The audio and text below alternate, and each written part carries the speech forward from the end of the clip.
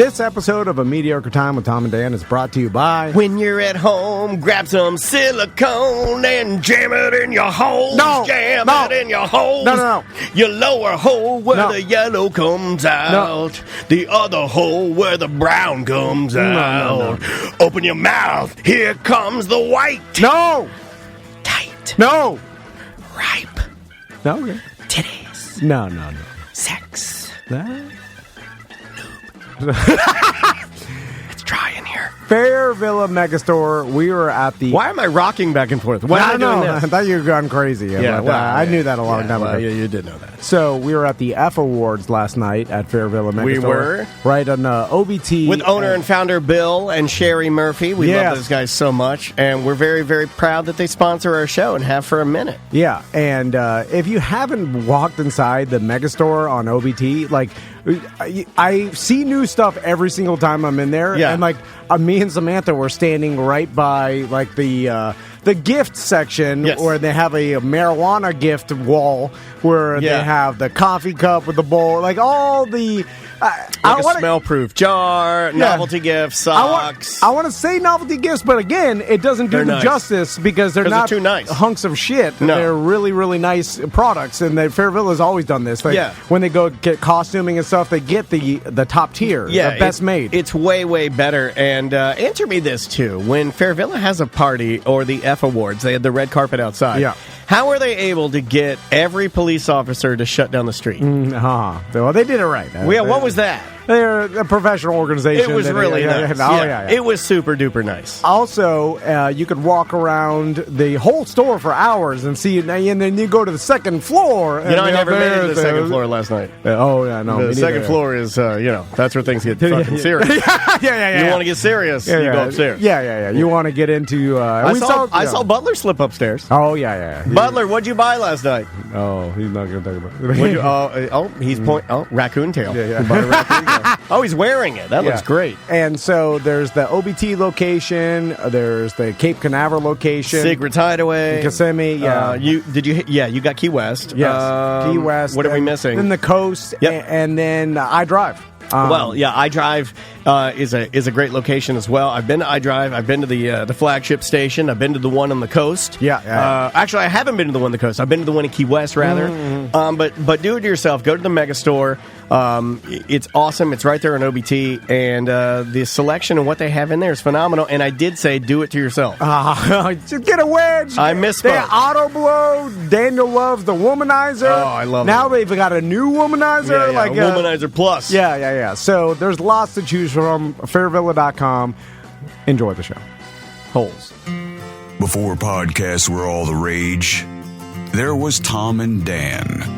And now that podcasts are extremely popular and everyone has one, there's still Tom and Dan. Still making podcasts the traditional and tried and true way, by hand, and with the same attention to detail that they always have since they started 10 years ago, in a small back bedroom in Dan's house.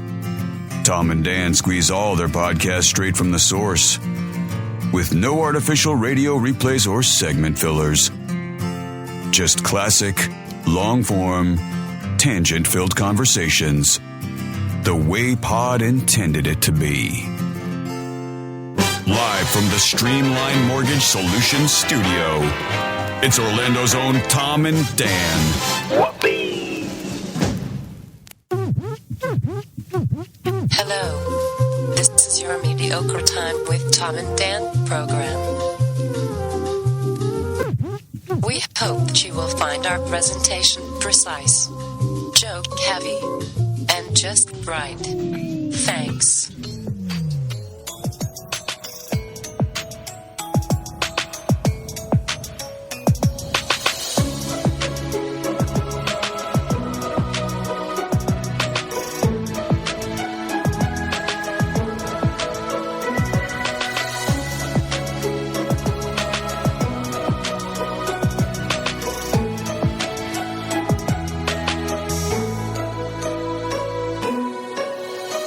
Show number 557. Hey. Hey. Why you rubbing your eyes, buddy? I'm just getting ready. Did you just do cocaine? Yeah, I do it through my eyes. Welcome to show number, 557 of A Mediocre Time with Tom and Dan. I am Dan. Tom. Samantha's here. How you doing, Samantha? Doing good. We have some guests here. Travis is here. Hello. Seth Petrozelli is here. All right. I almost called him Pooparelli. I don't know why. Why would you know call him, what? That fits. Why would you call him Seth Pooparelli? He poops a lot. He talks about poop a lot. Yeah. Everyone poops a lot. Everybody He sure poops, poops a Sam. lot. There's a I book think out everybody that even says that. Yeah, everybody poops Yeah, a you lot. talk about it a lot. I think No, some you guys people- ask me about it a lot. I think some people poop more than others, right? That's true. I definitely Like do Big at least Tim. 2 or 3 days. Yeah. And who poops more Then Big Tim? poops more than Seth, right? I don't know. Well, I don't know if he... No. How many calories do you eat a day? I don't count calories. I have no idea. Well, I'll do that for a day. well, just to no, see But it. from working out, you have to at least, I was listening to some strongman on Rogan, and he was talking about how I eat a lot of calories, brother. he's got to do like 5,000-6,000. I don't eat that. I don't eat that much. You know. Probably, I'm guessing like 4 maybe. Yeah, That's well, a like, lot. so are you asking the size of the deuce? Or the amount of times they go a day. The amount of Or- waste. Mine definitely is. It comes out of the toilet. out of the toilet? Yeah, Do you a lot. lift Out up of off the the toilet. seat? Out of the toilet. Like it piles depending on the consistency. Jesus Jesus Christ. Christ. Normally it's like, okay, I actually got a story from season 2 of The Ultimate Fighter because it's been the same for a while. Yes, So I used to leave deuces in the toilet the entire time. Why are like, you just to leaving have- them in there? Just to To bully your bro friends? Yeah, put them on tilt. Yeah, it's a mind game. It's a mind game. Imagine the bro-ness in Ultimate Fighter there was some- dorm room or We whatever. did a few that were bad, that they couldn't show on TV. It was bad. We did some racist stuff. Just pause. Why would you say that? We're 5 minutes Say it. because Just don't say it. Because We're Rashad 5 was minutes in it. and the chat room says, "What the fuck?" We're 5 minutes in. Don't even say it. And Don't- 4 minutes of that was stupid fucking commercials and radio music shit. Rashad was in on it. That's why he was cool with it. Oh, okay. So it's That's perfectly fine. I think I told the story before about I think you have. the cone that I made into a KKK hat. Oh, no, I didn't. I Left it on his cut bed. that out.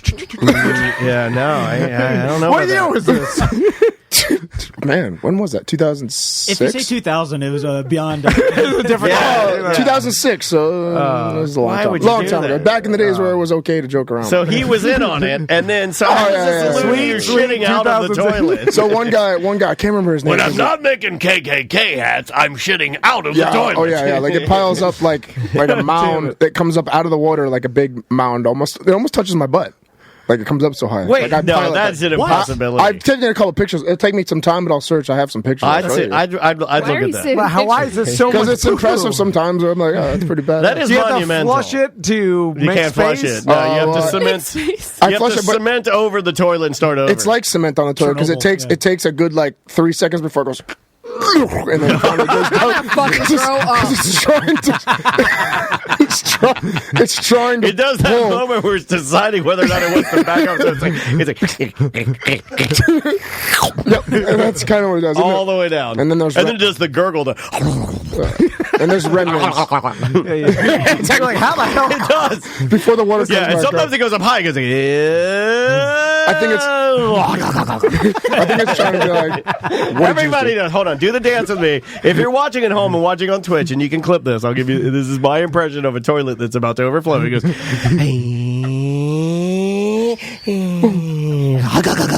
Pretty much. And then it takes the rest out. And then it's usually that's I Everybody. spray the poopery in there. You're supposed to do that before.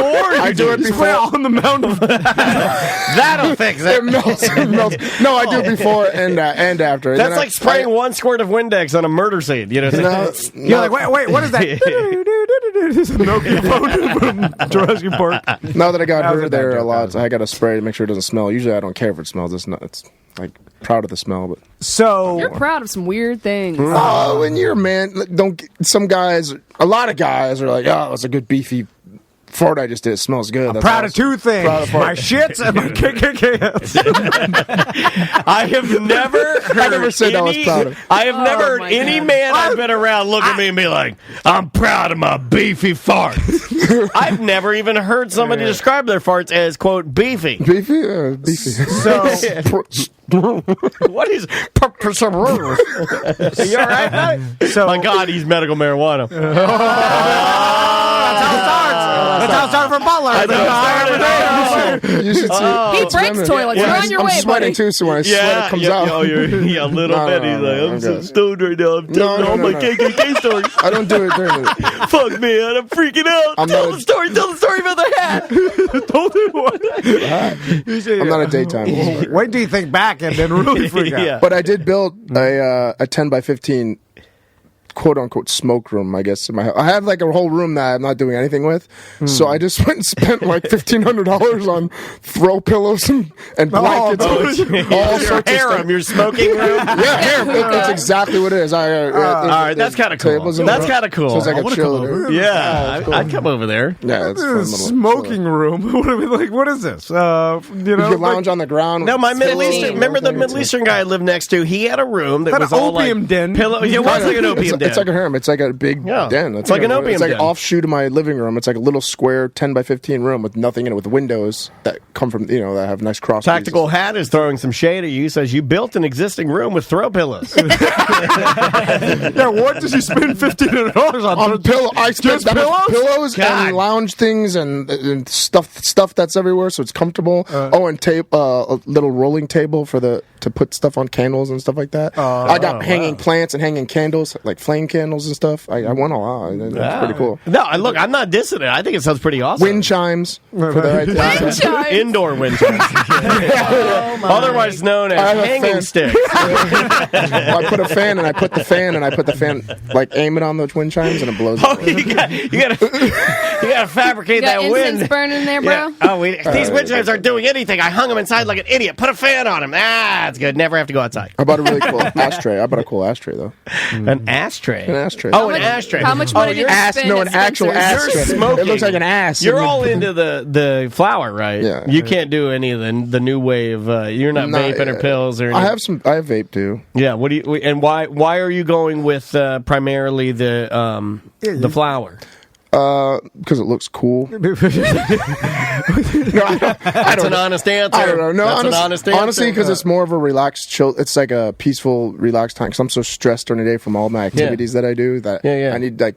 It's just like 20 minutes to just do something. You like relax. the process, the breaking it down, rolling it up. Oh no, I have a guy for that. You have a man? Take the pills or the... you have a man? He's got a weed butler. Yeah, I had a bad experience. Inside your pillow room, you have a man that's like, man, I'm sick of rolling these. Please stop beating me up. Remy was there? I throw him some weed and he rolls me all the joints I need to. What? You have kidnapped a man. I do a trade, and he lives. I don't want to say who it is, but he's literally. I can go like this, and he'll be in here 2 seconds. Is he a genie? Don't bring him in here. What is happening? He practically lives at my house. I feel like it's been. Is Seth telling us he has a slave? That's what it sounds like. He's not. He's in the box outside. It's my tenant and my mother-in-law's suite in the back. Oh, okay. It sounds. Can't stay in the same house? Sounds. No, it's not the same house. I feel like Seth was just here like 2 weeks ago, and I feel like in 2 weeks he's completely changed his persona. Right? No. I feel like now you have a smoking room with $2,000 worth of pillows in it. You have a weed slave. You didn't drive your Hellcat. I did have my Hellcat. But the old one. What did you call it? The Hellcat. The helicopter? No. I ain't doing Well, why didn't you bring your wrapped one? Because I got to put some miles on that before I give it back. Oh, because that's a lease. Yeah. That one's a lease. The other one I bought. So I got like 4,000 miles to put on that in like a month. Yeah. So you want to go on a road trip? Save it on the other. You got to save it on the other one. Well, Yeah. I got to go down and buy a boat this weekend in Naples. There Can I you just go. borrow the Hellcat? You want to borrow the Hellcat? Yeah, will a pool boat? Like, I mean, I think it will, but it'll ruin it. Right? I think it will. It's got some great torque. To answer your question correctly, yes, I believe it will pull the boat, but I think you're going to fucking ruin it. I'll go to U-Haul, get them to put a hitch on the bottom. Big one. Put a sway bar on it. So last night we presented. Well, I'm glad you're back because that was about the most intense 8 minutes at the beginning of the show I've ever. I've never been slapped with a KKK hat that quickly when we're doing the show. So everybody knows I'm joking. You've told that story before. Yes, and yes, he was. Did they put it on the Ultimate Fighter, or did the producers? No, they couldn't put it on. They didn't put that, or they didn't put the nudie magazine one that I taped to this kid's a virgin. He was like 25 years old virgin. You bullied him very, crazy. very religious, extremely religious. I'm punching for Jesus. Never like looked at pornography, never had sex, nothing. So in Vegas, they have all the magazines with all the porn ads and naked women. Yeah. I ran out of the van. I got yelled at by producers. Grabbed the whole stack, stuffed them like in the corner so they didn't throw them away. Ripped them up into pieces and taped them.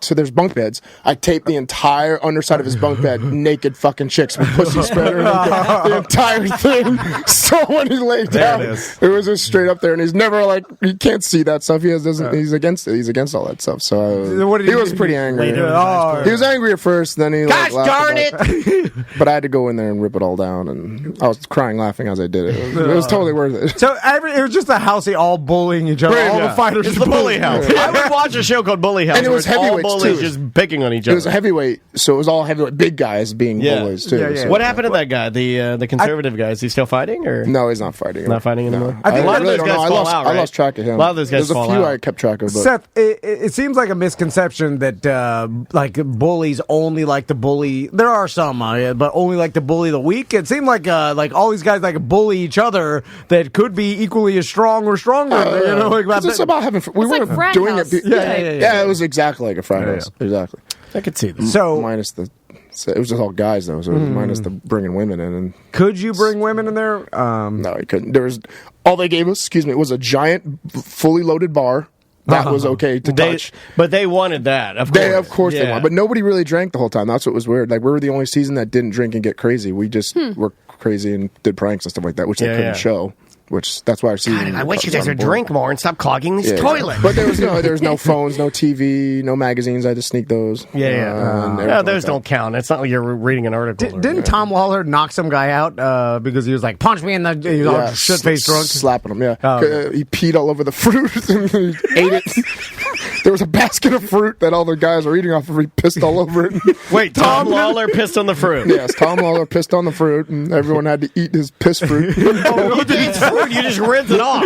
No, I don't want to eat the fruit after Tom pissed on it. I would not give a fuck. It's fruit. I'm not going to eat the rind. Piss all over it. You eat a pee-pee fruit? There's grapes. I'll rinse it off, and then I'll eat it. No, you guys are too... You guys get some fruit. I'm going to piss on it right now, and you eat it. Have you guys looked at your fingernails lately? Have you, you stick your hands all in your mouth, and it's probably less germs on that piss fruit than are on your hands. As a fellow hypochondriac, I can't believe you would do that. I just, it's not a big deal to me. It's irrational. Sterile for the most part. Yeah, it doesn't taste bad. Pee-pee doesn't concern me much. It's not I pissed my pants in the bathroom this afternoon, and I wasn't going to say this, but since we're talking about it, I was taking a constipation deuce, and my peen was in the poop hole, and my stream's too strong, and it hit the side, and it went up and over the top, right into my goddamn pants, and just filled them. So I'm sitting on paper towels right now. Oh my god. So last night we're the Honesty Show. Remember that we presented some awards at the F Awards of Fair Villa Megastore Awards, the first annual Fair Villa F Awards. So thanks to Deborah and Jackie and everybody from Fair Villa for inviting us to be presenters. It was super fun. I wish I could have stayed a little longer, but man, it was a good time. Yeah, Samantha and Travis presented the first award, which we were crossing our fingers. We got the most ridiculous category, by the way. Yeah, hearing you say what were some of the he has them. Vegetarians. No, okay. We had the funniest porn title award was our category. We had the vegetarians, Royal Bush, Hair to the Throne. I like Soldiers in Afghanistan. Soldiers in Afghanistan. That's good. Squirt Squad for the win, by the way. Yes. And Jizz Spittoon. Squirt Squad won. Squirt Squad won. When you said that, and they didn't show which I didn't think was the funniest. No, it's not the funniest. Yeah, Soldiers in Afghanistan's pretty good. Yeah, I like that one. So we did. I like Hail to the Queef or whatever it was. I didn't like vegetarians. I don't think that's it. Is that it? What was it? Bushmaster Hail to the Queef or what was it? Royal Bush Hair to the Throne. Oh, Hail to the Queef. Oh, I wrote a different one. Hail to the Queef. I like Hail. So last night here in Central Florida and in Florida, that cold front came in and that storm came in. We have a listener that actually flew through it and he wants to talk about it. He said it was the worst thing he's ever experienced. Oh, really? Yeah. Why would they fly through that? Why would the... Well, he lived to tell about it, but barely, apparently. If you saw the radar, it was just a wall of bad weather moving down. And in fact, I feel so bad for my sister. My sister took her family vacation with my niece and my mom, and my niece niece had never seen snow, so they drove up to North Carolina, and during a heat wave, like their hottest winter they've ever had, they got up there 75 degrees, no snow. Then that storm, the same storm that came last night, came through North Carolina, and they all had to get into the basement because there's so many tornadoes and happening around there. God. So she showed me a picture of everybody. It was like this all-inclusive like kids resort. They're just in the basement. Everybody's like sitting on towels and stuff. Oh my God! Throughout the tornado. Your sister had to deal with that? She's like, the Vann family orb strikes again. And I think she's got it now. Then she drove up to the mountains. She's like, this is, they wanted to see mountains, and it was just fog crazy. You can't see anything. And I'm like, yes! Vans. And I'm like, you got it! She's like, I know! The fucking Vans. Anyway, so last night, by the way, people nowadays, because of social media and the news, like, they freak out. Like, I saw people being like, stay safe. They were fucking cold front, some thunderstorms. Oh, I saw people marking themselves safe on Facebook. I'm like, what the fuck is happening? I mean, I was a little nervous with my oak trees. No, but I think we made everyone nervous. Like, if that storm came through, you're in Florida, thunderstorms happen. Well, it's because the weathermen were all like tornado watches all across every county. That's no different than any other year. Storm, there's tornado watches. Yeah, we all know that. I told Andrea last night, and we got into a little bit of an argument this morning about it because we play like thunderstorms at night on Alexa. Oh, that's nice. I do that in whale sounds. Yeah, stuff like that's great for putting yourself to sleep. And we use thunderstorms. So Andrea last night, Andrea's like, put on the thunderstorm so we can go to bed. I was like, no, we're gonna have real thunderstorms. Let's just leave it off. And that's she's what like, I did too. So she put on fake thunderstorms. Oh, double thunder. We didn't hear shit from the real storms, but you know what kept me up all night? Your goddamn her thunderstorms.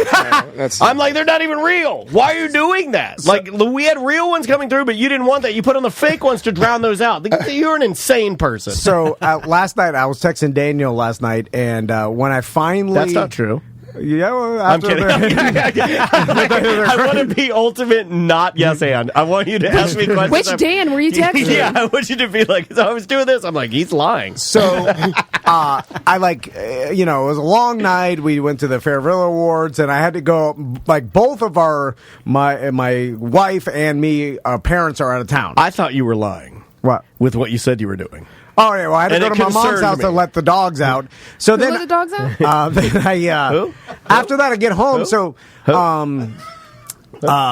The thunderstorm, the rain started like at midnight or whatever, like real bad. So, but I had cleaned. Well, after midnight, we're going to let it all hang out.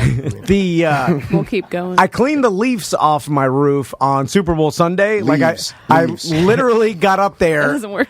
Like got the bag, all the gutters, and then I took a leaf blower and I just got on my roof and I blew everything off and stuff. And then you rake them in the yard. No, I just left them. Oh, but so haven't you seen the billboards of Buddy Dyer rake them up? Or bag them up? You're not supposed to blow them. Yeah, just blow them on. They'll blow it to the neighbor's house. So, so I was like, okay, because I've talked about it. I have a flood problem. If my gutters get clogged up, it pours out into my patio. I've seen it, and then could possibly flood my damn house. It's very aggressive. So last night around 12:30, I'm listening to rain pour and I'm like, fuck. I'm like, I hope the gutters don't get clogged. Like, I hope it didn't knock more leaves off. And then, from the extreme water, because there's a super gutter now that I got a pool enclosure that has super gutter that basically it all flows into and then goes down and underground and out to the street. Underground gutter. So, but if it gets clogged up, so I'm sitting there, I'm waiting, and then all of a sudden I fucking hear it. I'm like, I hear the gutters are overflowing. I'm like, fuck! It's like 12:30 at night. Are you yelling that? You're like, fuck! He's in bed. Everything's silent in bed. Then all of a sudden he screams. So my wife, Crystal's asleep, and then so I get up. So you and the boys are wide awake. No, they're they are. They party all night, man. They stay up late as fuck. I open the door, and then waterfall over the gutters, already coming into the thing. So I'm like, it's doing the thing where it's going to flood the patio. Yes. So shit. Sounds like it's a Castleberry problem. Just leave. No, he's got a custom house, and he's done some work to it. I've and seen the his area, house.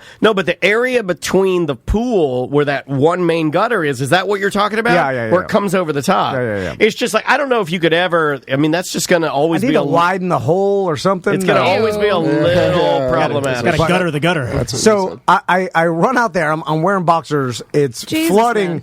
And then I'm like, the only way to stop this, I have to get to kill myself. the ladder. Stick of dynamite. Just throw it at it. Run outside where the gutter comes down, because that's where the problem is. All the leaves, and I have to climb the ladder and get up there and start scooping and where leaves are you gonna out. throw the leaves? And it's all muddy and wet. That's disgusting. Just onto the grass. Do you take a shower or do you just go right to bed with a mud hand? Well, I got you just lay your mud hand on your chest and fall asleep. You know how hard it is, the willpower it takes to run into freezing cold rain at 12:30, high as balls, by the way. Like, I took as much indica as I could to pass out. I know you did. And so two pipes? I'm sitting there and I'm like, fuck, I don't want to run out the race. Pouring rain. Are you so alone? cold. So the boys are asleep? Yeah, I'm totally alone. Wife is asleep. Dark as fuck. Well, why didn't you just not do anything and just it'll flood my house. Yeah, but there is you could go to bed and just claim ignorance. Just like to me.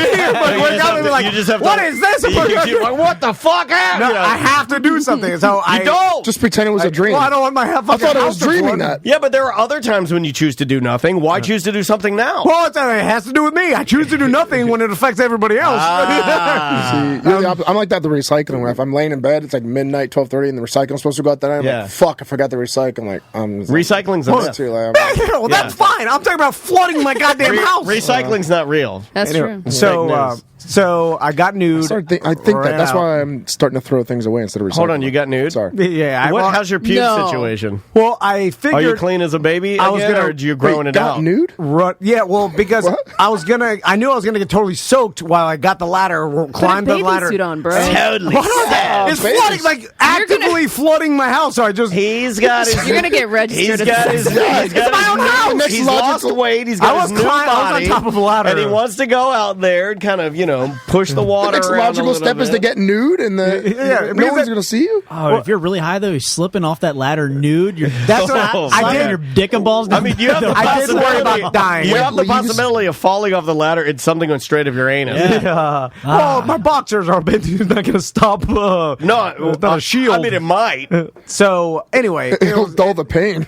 Ended up being fine, but then I had to take. I'm fucking exhausted because another night of goddamn no sleep. Because by the time I get back into bed, it's like 1:15. But are you wet? Like, what did you do? I had to take a shower. I got freezing. Like, once I got the leaves out and it started to flow. I would like to see you as you immediately come in and you're standing there and your hair's hanging in your eyes after being rained on, and you're just like muddy and nude. Yeah, that's what it was. Standing there and you're just like, and nobody. I'm like, wife's asleep. She had a bottle of wine, so she ain't waking up. Kids are asleep. I'm like, fucking take a shower. That's the perfect time to jack it. And then I'm like, no one will appreciate my, hero acts.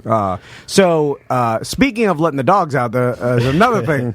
So were the Baja men on the roof? Like my mother-in-law is also it was raining men out of town, so we have to feed her parrots and then dog and let her dog out. How do you feed a parrot? I told you before. I have to run over it, especially with the big one. No, but I mean, like, is it? What are you feeding? They're a special bird diet of like. He took all the leaves he took off and just threw the leaves on her. Chew it up and spit it in their mouth. Sunflower seeds. It's 2 scoops of this special parrot food, then like 4 almonds. Not too much. You're gonna get a fatty liver an alcoholic. Yeah. The Bubba. Hey, you want to get rid of those birds? Yeah. Throw a few more almonds. Yeah, in there. give him an 18-pack. So give him a suitcase of. Seth, my mother-in-law is an animal lover. Like she is. Well, Seth's an animal lover. Yeah. She not parrot lover though. Yeah. Well, she loves all animals, and she her whole life she's taken in animals and rescued them and like cared for them. Whatever. Like that's what she's about. Fostered animals, fostered dogs. That's awesome. She is animal lover, so she has multiple parrots and some cats and a dog. And an iguana and a bearded dragon. And 2 ants. Is she single? Usually, my wife goes and she lives at the end of my street, and she'll go do it. But the other night, she's like, "Can you go feed the parrots and let the dog out and feed the cats?" And I was like, "Yeah, no problem." And so I got one wheel over there, easy. So, but she did say you got to feed the parrot to the cat. She's like, and feed the cat to the dog. You don't have to. You just don't go over there. The nature will take care of itself. That's true. It's the cycle of life. By the way, when I feed the parrots, I have to go to the other end of the cage and dangle my fingers as bait, so the parrot runs because all the parrot wants to do is bite my fingertips off. And they do that weird thing where they use their hands to move plus their beak to pull themselves. So it's like, imagine if we moved like that. If I was like. It's like a mime. It's fucking weird. It is like a mime. It's like hands on the glass and like. So by the time birds are fucking weird. Bubba and Peanut come to bite my fingers, I run over there and then quickly take their switcheroo bowls out because then they run back trying to bite me and then I have to do this whole thing. It's a whole process. Nightmare. It is a nightmare. This is my life. Jesus. So I would pay any amount of money to see Butler do this one time on video, H4K. He wouldn't be fast enough to get his fingers. I want 360 images to video Butler feeding Bubba and Peanut a full 4K video. Can I have one wheel there, though? By the way, the entire time, Ginger... Dude, it's hard as fuck. The cockatoo... Bubba does not fuck around. Cockatoo is screaming like, I don't know, 1,000 decibels? Like, so loud it's bad. that it's deafening. Like, screaming. Yeah! Now, correct me if I'm wrong, but Bubba... correct me if I'm wrong, but Bubba, and I've only interacted with her one time, but I was told by your mother-in-law that if she got a hold of my finger, she could do some fucking damage, right? Oh, yeah. She'll bite your fingerprints off. What kind of bird is it? Well, no. It's older. African gray? Bubba is like an African gray or something, like a parrot. Like it's probably a big parrot. It's a legitimate tropical bird. Then there's a cockatoo, and then there's another parrot. I don't know. Anyway. Only ones I kind of like are parakeets. Yeah, because they're little, and then don't we dye them different colors for Easter? So I'm pro that. Only on birds. Only on birds. So now here's the problem. Yeah, flowers. So before I left for this particular animal feeding night, my wife reminded me. She's like, there is an extra stipulation. There is another cat that's in the garage. Garage cat. It's the garage cat. Yeah. So now here's the backstory. I'm just walking on my 57 Chevy. Put it by the door. Go take a poop in this litter box. Fucking feral cat in the garage. Well, yes. Here's the backstory on the garage cat. So my mother-in-law likes to walk every day, like around the neighborhood for exercise and whatever. Sure. And so she goes on her daily walk. Well, one day, this is like 2 months ago, she was walking around the neighborhood and she saw a cat. And then Juan says, "Don't forget about the beast. He lives in the garage." Well, wait for it. So she sees a cat, and she likes to, animal lover, likes to pet the cats and stuff. So the cat, and I have a lot of cats. It's not a cat; it's a skunk in my neighborhood. So the cat comes up to her on her walk, and then starts like rubbing on her, like the cat. It's like a sexy rub. They're marking their territory. It does, It does that I don't move. like that. Don't fucking do that to me. Where it S's around your legs. Yeah. And then all of a sudden, it during this whole thing, and my mother's like, it was like, and then grabs a hold of her leg and bites her. Rabies. So you're one of me now. And then takes off, right? So this is 2 months ago. So then, she had a cat bite. She had to go to the emergency room. The old sweet and sour technique. And this is the cat in your garage? Yes, and I'll explain why it's now in the garage. God. So she went to the emergency room. You must spend one night with the cat under a full moon in order to take all of its power. I wish this was fucking made up. You look exhausted. You literally look like you've been hit by a truck today. You got to get some sleep this weekend. I just got permission to tell the story. So you got to relax. So she went to my smoke room. Emergency room. My whole house is my smoke room. But I don't smoke. I eat it. But you get away from all this chaos. Yeah. So she goes to the emergency room, and the doctor's like, "Oh, you got a cat bite." I think she had like 2 stitches or whatever.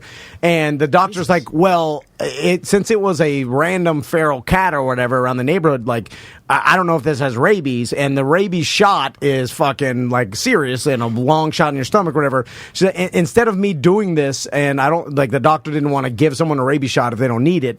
The doctor's like, if you can somehow trap the cat. Oh, I remember this. I do remember this. Yeah. I'm horrified that you still have this. I remember. This was like, I feel like this was like 3 months ago. Yes. And like now the update is. Yeah. So she. Let me go. By the way, I heard this after. I think the doctor gave that as an option. Well, I thought you have to chop the animal's head off. Yeah, they send the brain to like Richmond, Virginia. Yes, that's the felinander. But by the way, I got it. When my wife was telling me the story, I thought I was going to have to sawzall a cat's head off. I'm way too much of a pussy, but I'll do it. Hey, if you need a guy, save my mother-in-law's wife. But I'm like using Daniel Sawzall. You freeze the cat first. Everybody knows that. Anyway, it's like doing shaved beef for pho. You freeze squeeze it for about 30 minutes, you get a nice slice. So, turns out, and by the way, serious. I'm feeling that this is ridiculous, just like you all are feeling the Does same it way. live in a crate, or is it free roam in there? it's It's free made roam. its laboratory.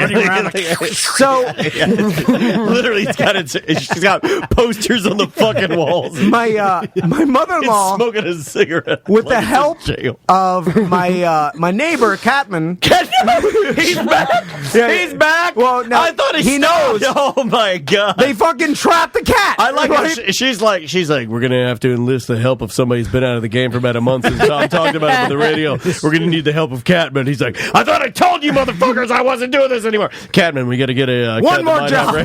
One more job, Catman. The helicopter lands in your cul-de-sac. He's like, I'm in. The last time. I'll do it. I'm coming out of retirement. So they fucking they trap it. They trap the cat. This is fake. This is not a real story. So the instructions by the doctor, this is fucking serious, by the way, was keep the cat in your garage or in some place and watch it. And if it doesn't turn, it doesn't have rabies. If it turns, then you got to go run to the emergency room and get the rabies shots. Why does she just get a rabies shot? Is it that big of a deal? This is the Why is there no test to find out if you have rabies or not? There might be, but this particular I don't think there doctor, is. he was in a village. It was very odd. That's what it sounds I don't think there's a rabies test because this should be. Let's work on yeah, that. I know. Yeah, Google that. And apparently, like if you start showing signs, it's What are too, the like signs? it's bad. You're scared of water. You start going insane or some shit. Scared of water. Yeah. That's You don't drink, and that's why they get mad. That's why you. So I'm like, is this like? I'm like, so the instructions from the doctor are the same instructions from The Walking Dead. If you get bit by someone that you think is going to turn, you just put them in a jail cell, and then if they turn, you're like, fuck, I'm going to. Why don't they just amputate her leg that got bit? I don't know. So I thought it was weird. You had an old, like a middle-aged black lady with a samurai sword on your roof. She's just waiting to cut the fucking head off. I was like, that's weird. So there is a test that you can do. She should have just asked for the goddamn test. Give now us a you're test. capturing cats and keeping them in your garage. This doctor is not legitimate. I swear to God, this is the 100% truth. Like the doctor said, trap the cat. Oh, it was a Castleberry doctor. If it turns, exactly. then if it doesn't turn, you're fine. You're not gonna. So anyway, so that's what she did. They trapped the cat. It's in her garage, and it didn't turn. So it was like, oh, I don't have rabies. So, but she decided to keep it. No, she didn't. She opened the door to like let it go again, and the fucking thing won't go. Which probably is because she feeds it and she cares about firecrackers. It'll go. I mean, look, you wanted to go. Hence, I can make it go. Hence the animal lover side of her. She does now. She's I mean, fed you could the cat. just clap 3 times super loud. It'll go. Well, the thing is terrified to leave now because I'm sure because that's where it's food really is going to be and stuff. terrified in my Sawzall. Yeah, because it's set up shop in her garage with their posters and the chair. So it's set here. It's like I ain't fucking going. But she's got now his own Twitch feed. He's playing video games. she is now fans only. Like a prisoner to this cat because it still is ultra aggressive and will bite you and scratch you anytime it's around. It's like Richard Simmons. So why doesn't she just let's just de-teeth and declaw it. She's opened the door, whatever, it won't We have leave. to save her. You'd have to like find it. Just get one of Burn Pest Control's foggers, throw it in there, open the door, and we got or it's going to get out. No, she'd never do that. You know what we got to do? Before, we got to send Butler over there to get the cat out. I'll take care of this. You know, all these questions. I want to film it. I don't care to ask. I just do what I'm told. But now you got to go in here and feed this damn yes, thing. and punch that pussy. And so my wife texts me the instructions of how to feed it. Like, what are the instructions to feed the feral cat? Here's the There's instructions. a tiny door inside the door. You slide it in like a jail cell. So you have to knock 2 times. You have to. You know how like you have the garage door from inside your house to the garage. Yes. And then you have the garage door that goes from your garage to the outside. You understand that I think this is fake a little bit. But I know it's not, but it sounds it, right? You can see it in my eye. Okay, continue. No, I'm with you. I'll get a picture of it. No, I believe you. I saw it the other night. You've never lied to me. You've never lied to me, but I'm just saying, So- you don't understand this sounds fucking So terrible. the instructions were open both doors, and then you get the food ready, and then you quickly. It was emphasized that I quickly walk from the house door, put the food down, walk straight out the outdoor. So, like, as you're moving. So the outside garage door's already open then? That was the instructions, which I found out later. There was a lot of details that I kind of scanned through. I was like, I got it. Similar to my instructions of anything. I hate them. I got it. He hates manuals. He hates anything. If anybody tells me to do something, I take off running towards what you told me to do before you even finish. So be honest. When you like, hey, can you go to my... I'm like, already running. The instructions, let's say, were like, 5 to 7 sentences. Yeah. You saw cat feed quickly. That's all you saw, right? Because I'm like, whatever. He just goes through. And what I'm imagining, because I've never seen this cat before, and I've heard the story. What's it look like? I've heard the story of it's a feral cat. Ear piercing, may have diabetes, or not diabetes, rabies. It's all fucked up. It's like the wolf from Neverending Story. It's if the cat had diabetes, it would be out at the corner of 436 and 434 holding a sign that says Florida Man Radio drinks the coronavirus, like Bubba Whoop has. Don't talk about it. Don't talk about it. Oh, no. You didn't see it? You didn't see it? He's out at the corner of 434 and 436 holding a tiny Dots Matrix printer. It's tiny banner that says Florida Man Radio drinks the coronavirus. Oh, no. And he's giving out he's giving out masks. I love it. I love it so much. I love it. He's at it again. At it again. I'm sorry. I knew you'd love to hear that. Sam and I. You were so busy with business calls. Yeah, you were. You didn't get to see it. Sam's like, okay, continue. So when I imagine in my head, I heard feral cat. Lived wildly, knows no one's cat. It also may or may not have had rabies. So what in my mind I envisioned, the cats that wander around like really poor villages where the people are starving. I'm talking about bad, like third world country cats. Like you're like, how is this cat even alive? Why haven't they eaten it? Yeah. Like these people are starving. The cat is fucking starving. Yeah. So I'm imagining an emaciated bones. Like with it's probably got the cat AIDS. Feline AIDS. Yeah, feline AIDS with emaciated bone sticking out. With mange all over. Like I'm expecting a cat that weighs 1.5 pounds with the skeleton cat. I hope he walked in as fucking Garfield. It's a fucking mancoon, one of those giant 50-pound cats. So after I dangle my fingers and do the parrot feeding. This is a lot of danger, man. Yeah. I let the dog, I do all that, and then so it's time to feed the cat. So I'm like, paying you. I'm like, all right, I'm just going to open the door. I'll put the food down. I'll just go back out the door. Yep. Or I'll go through the other door, right? So and I did go around and I unlocked the other side of the garage door so I could make my way out. So Is that blood on your leg? What happened? Don't freak him out like that. I open the garage door. Nothing. I see no cat, no sign of a cat or anything. I see the old bowl or whatever. Imaginary cat. So I'm like, maybe the shit left. Like I see nothing. Right. So I quickly, because now it is dark and it's in the middle of the night. And I would not. I wouldn't even fucking do this. I'm telling you right now. There's like the lawnmower, some storage bins and shit. I'm like, we're no bullshit. Standing there rubbing with an axe. And I've heard the stories of this shit attacking my mother-in-law. I have seen enough America's Funniest Home Videos to see cats like jump from places and land. I'm not doing that shit. Yeah. Nope. So I there's in the distance like. That. Oh no. So where they get real mad. Yeah. So I open the door. I quickly walk over. I put the bowl of the new food. I take the old bowl. I walk over to the outside door and I fucking pull the handle off. Shut up. Your life Shut up. is a sitcom. This seems like bullshit. God. In the instructions, it says, don't try to open the garage door from the inside. The handle will fall off. Which the part I didn't read, right? So I pull the handle off. I hope you pull the handle off, and there's a giant chair, and it swivels around, and you see. Hello, Tom. I've been expecting you. I'm not shitting you. From out of the shadows. Here it comes. Because immediately when I pull the handle, I was like, oh, fuck. I turn around to look at the open house door. I turn around and out of the shadows going towards the food. There he is. It's the goddamn rabies cat, and it's big as fuck. It's the biggest cat I've ever seen. Your mother-in-law's been feeding it well. And I'm not shitting you. She's a lover, man. I go, fuck, it's a raccoon.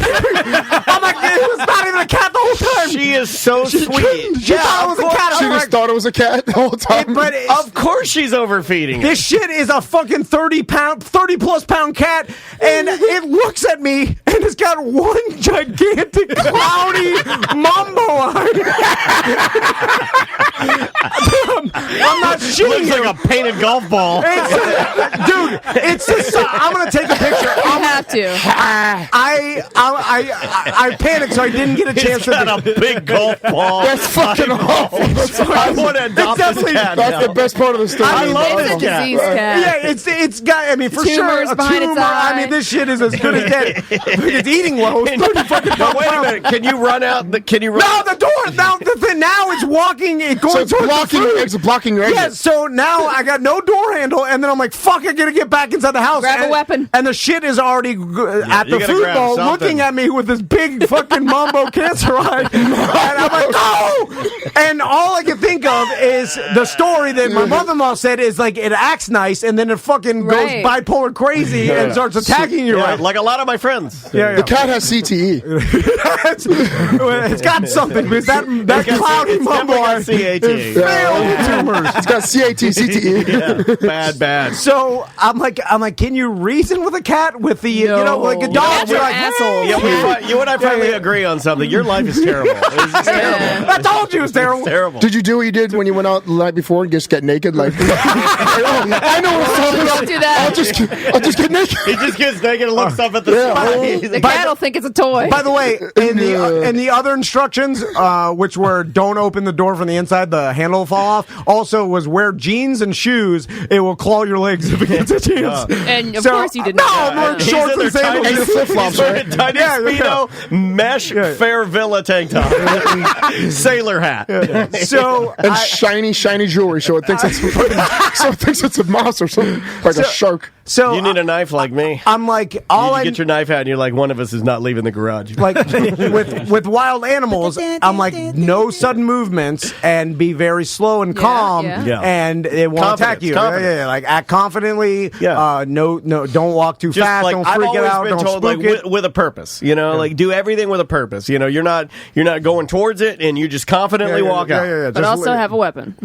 So I did think I was looking around like a Broomstick, anything. I got an old lamp. I feel like anything's a weapon with a cat. Like a shoe. I just want something to keep it away from me, like a pole. You throw your feces at If it I like a kicked your monkey. tumor eye, it should kill you, right? Like Make it bigger. You could have peed a line in front of it and be like, "Do not cross this line." Like almost like a scent wars or something. So Pee on the cat. I start slowly walking and talking to it, like, "Hey, and Does it have a name? I know. I want it to talk to me. I want it to be like, "Cut the bullshit." I want it to like talk to you. And then Stop fucking pussy. it's halfway paying attention to me and then the food, right? So it's like looking at Who's me. this dumb fuck that walked in here? Yeah, you didn't read the text. You fucking out the door. broke the handle, you idiot. Your dessert, Tom. This isn't lasagna. So I'm like, hey, okay, it's okay. So I'm inching towards the door, but trying to walk around the cat, and it's inching toward me, like back towards the food, toward me. What if you went like, who? I don't know. Hooga booga. Oh, fuck. I'm going to give it a hooga booga. Yeah, Lunges at you. that's the thing. But I was like, It's got my eyes. It gives you the bug eye, yeah. Because you should be like, you make yourself big like a bear. Oh, you run towards it, it runs away, right? But I was afraid that you startle it, it charges me. You needed a broom. Dude, Then- it's a street cat. It is not scared of you. Then what if I kick its tumor eye, dies? Then I like then I have to tell my mother like, I'm sorry, I killed your feral You don't have cat, to tell her your rabies nothing. cat. Just So go- I tell something. You just go trap. No, you don't. No, you just go trap a raccoon, put it in there, and just say there's no news. I'm more scared of my wife. It's a diseased cat. It could just die if of you natural killed the cat, causes. we'd bury it in the backyard. Because No one would have to know. this will all be my fault because my wife will be like, if you follow the goddamn instructions, But none the of this cat would didn't happen. need to live, is what everybody's saying. I know it doesn't need to live. It doesn't You could have serve said a- I walked in and it was dead. Like, as much as I know she would hate to hear It this, kicked its that own is... eye. You don't have to say any. You rat on yourself too Dude, fucking as soon much. as you dude. try- He's got a good conscience, a good person. He'll rat himself out. Like, honestly, that cat needs to die. It does need to Put it out of its If you would have tried to kick In fact, during the break, I'm going to drive over and kill it. Like I'm going to go kill it. So, And it's not going to be. It's going to be gory because I'm going to make it suffer a little bit. I get 4 feet from the door because it needs to learn not to fuck with my friend and my business partner. And the giant, cloudy-eyed Mambo cat starts rubbing on my fucking legs. No, you let it get close to you.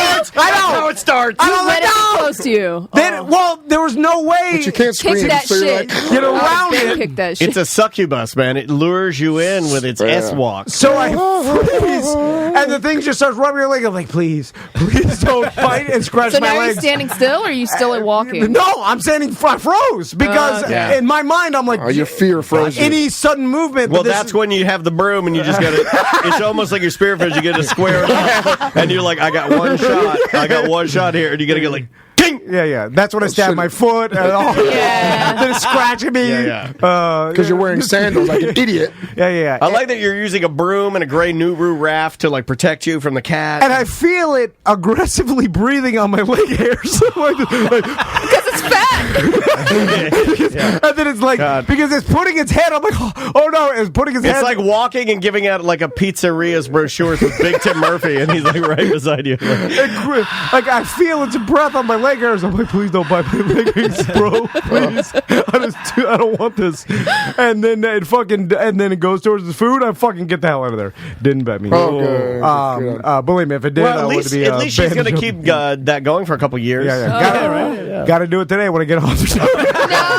Let me do it. Take a picture of it or video it. Facebook Live it. No, I'm going to take a picture. Because he'll pay attention to the video, and then he'll get Did you fix the door? No, I left the door. The door just the handle off. Jesus. And then I said, I told Crystal, I'm like, not doing that. She's done it before, so she's like, did you follow the instructions? Did you wear the jeans? So what's the end game? What's the end game here? I don't know. That's it. That's the end game. It's going to live there forever, I guess. That. Just let it go. Just crack the garage door, open a foot, and just come back the next day. It won't. It doesn't leave. They tried that already? You have to starve it out. I said don't smoke it out. You gotta use the broom to get it outside the door. Shut the door. Yeah. Then it'll try to get back in, but it won't be able to do it. Or leave its food on the outside, and then when it goes out to get the food, shut the damn door. Yeah, there's lots of ways. But you guys, Sam. so she wants the cat. I think she wants to be kind to it, and that's the main reason After why. it attacked her. Okay, cool. She really had a fucked up life. Sometimes the kindest If you want to thing be kind to it, you need to boomstick it. Sometimes the kindest. Seth is an animal lover. Like, they probably had a rough life. This is the only love it's seeing its entire life, probably. Yeah. So. I don't know. You have it trapped in a hot garage. It's like if it would be living in goddamn the woods near my house. I think that might be better. I don't know. It doesn't want to leave. Anyway, so that's that, and that is terrible. And that's what I had to do. When is she coming back? Huh? When is she coming back? So you don't have to do this anymore. I think today's the last day. Or what if you get a text that says, "I'm never coming back." Garage cat Yeah, Garage Cat drove me crazy. I found some. Wait, where is she? Near my house, like the 2 houses down. No, where's she at visiting? Like, is she going to find some animals out there to take care of, where she's not going to come back? I'm like, I found some ostriches here. She volunteers down at like the Great Ape Preserve. The Great Ape? Wait a minute, give the cat to the apes. They'll tear it they'll literally ragdoll. It depends on the ape. Yeah, you just put the cat in there. You get the thing, you release it. Oh, it's like the goat and the Tyrannosaurus Rex. We just wait. The fucking Bubbles is there for the old Michael Jackson chimp. Yeah, but still alive? Oh, really? Yeah. But all he'll do is blow Marlboro smoke in the cat's face, because I think all he does is smoke cigarettes. Imagine the shit that fucking chimp is. Yeah, I say some shit. I say some shit, man. Jesus. You ain't fucking lived. You had to smoke cigarettes. I'm watching Full House while this fucking clown's got kids in his bed. I'm smoking cigarettes. I'm like, it's a bad idea. It lives there. We put the cat there. I'm like, I can't watch this. I'm gonna go ride the fucking carousel, you weirdo. Smoke. So it's fine. It's God fine. damn, man, that's the worst. Because he was texting me and he's like, "No, wait, I thought you were talking about your mom because you're like, I gotta go feed the goddamn animals." And I'm like, "You all right, buddy?" And you're like, "I can't talk now. If I die, just tell everyone at the studio, whatever." And I'm like, "All right." You guys are like it was wind crazy last night. Anyway, have a great night, buddy. My mom's See you in animals the morning. My mom's Tom's animals are easy. They're morbidly obese because she gives them too many treats. So take a little break. Yeah. Let's take a break. Oh God, that's funny. When we come back, we have a bunch of stuff to talk about. Yeah, too many things to talk about. Seth's going to do some news. I got some good ones. We'll do some emails. We'll do a toast with Butler. So if you're going to do a shot with us at home, gather a little something sensible. We're going to do a little toast a little bit later. The name of the band is Ultra Major. The name of the song is Disaster. This is some 90s big guitar goodness, like so enjoy this. And after this, you're going to get to hear a Semantics original. You get to hear White Bullets Reloaded. That's on deck. We'll be back with more Mediocre Time with Tom and Dan.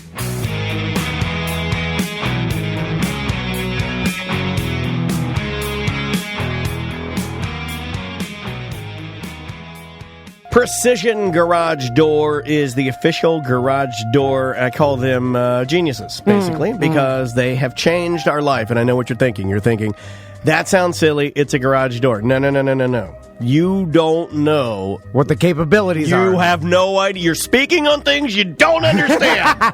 It's effing awesome. Stay in your lane. Yeah. Stay in your lane. Know your role. So, if you get the silent package like me and Daniel got, like Seth got, our buddy Tony Rage got, your father-in-law. Andrea's dad did, yeah. He big dicked us and got a brand new door. Oh, yeah. You can get 5% off if you get the whole new door. Just I need a new door because mine's screwed up from the bank putting in all this cheap stuff. Yeah. I can't afford a new door yet, but I'm on my way. So, basically, the silent package, you get a new motor. It's Wi-Fi, so it hooks up to an app on your phone. Bearings, sleeves, wheels, the whole nine. They balance it. That's something that it's crazy quiet. Like you can't even hear it go up and down. You're like, what? Well, I didn't know that it was even I think you just attach it and the thing goes up and down, right? But no, when they came over and I was talking to the guy, he's like, oh yeah, this thing's totally out of balance. Look at it. It's just deteriorating here. The fact that it's been going up and down, it's amazing you still have a door. Like this thing should be broken. Mm-hmm. I didn't know that there was that many moving parts, but Precision, it's all that they do. And when they come to your house and when they hook it up, you're going to get a Precision garage door van or truck. You're going to get a guy that's, he's in the uniform and ready to go. Oh, yeah. I mean, this most likely there'll be a BDM. There's tons of BDMs that work. Including our friend Big Tim Murphy. Yeah, Big Tim. And you can call him personally, 407-710-BDMS. Yes, sir. 407-710-BDMS. Big Tim will answer. That goes directly to his work phone. And then you could ask him all the questions. He can come by your house, give you quotes. What's the silent package cost? What's a new door with the 5% Tom and Dan discount cost? Like, he'll go over all that stuff with you. And we've been working with them for years now. Many years. Sponsor of the cruise. We both have used them. We both have the silent package. So, again, Precision Door of Central Florida, 407-710-BDMS.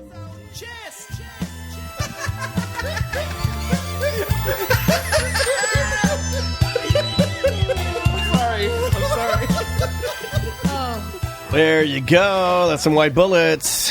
The Semantics crew. Do you guys use a moniker other than Semantics?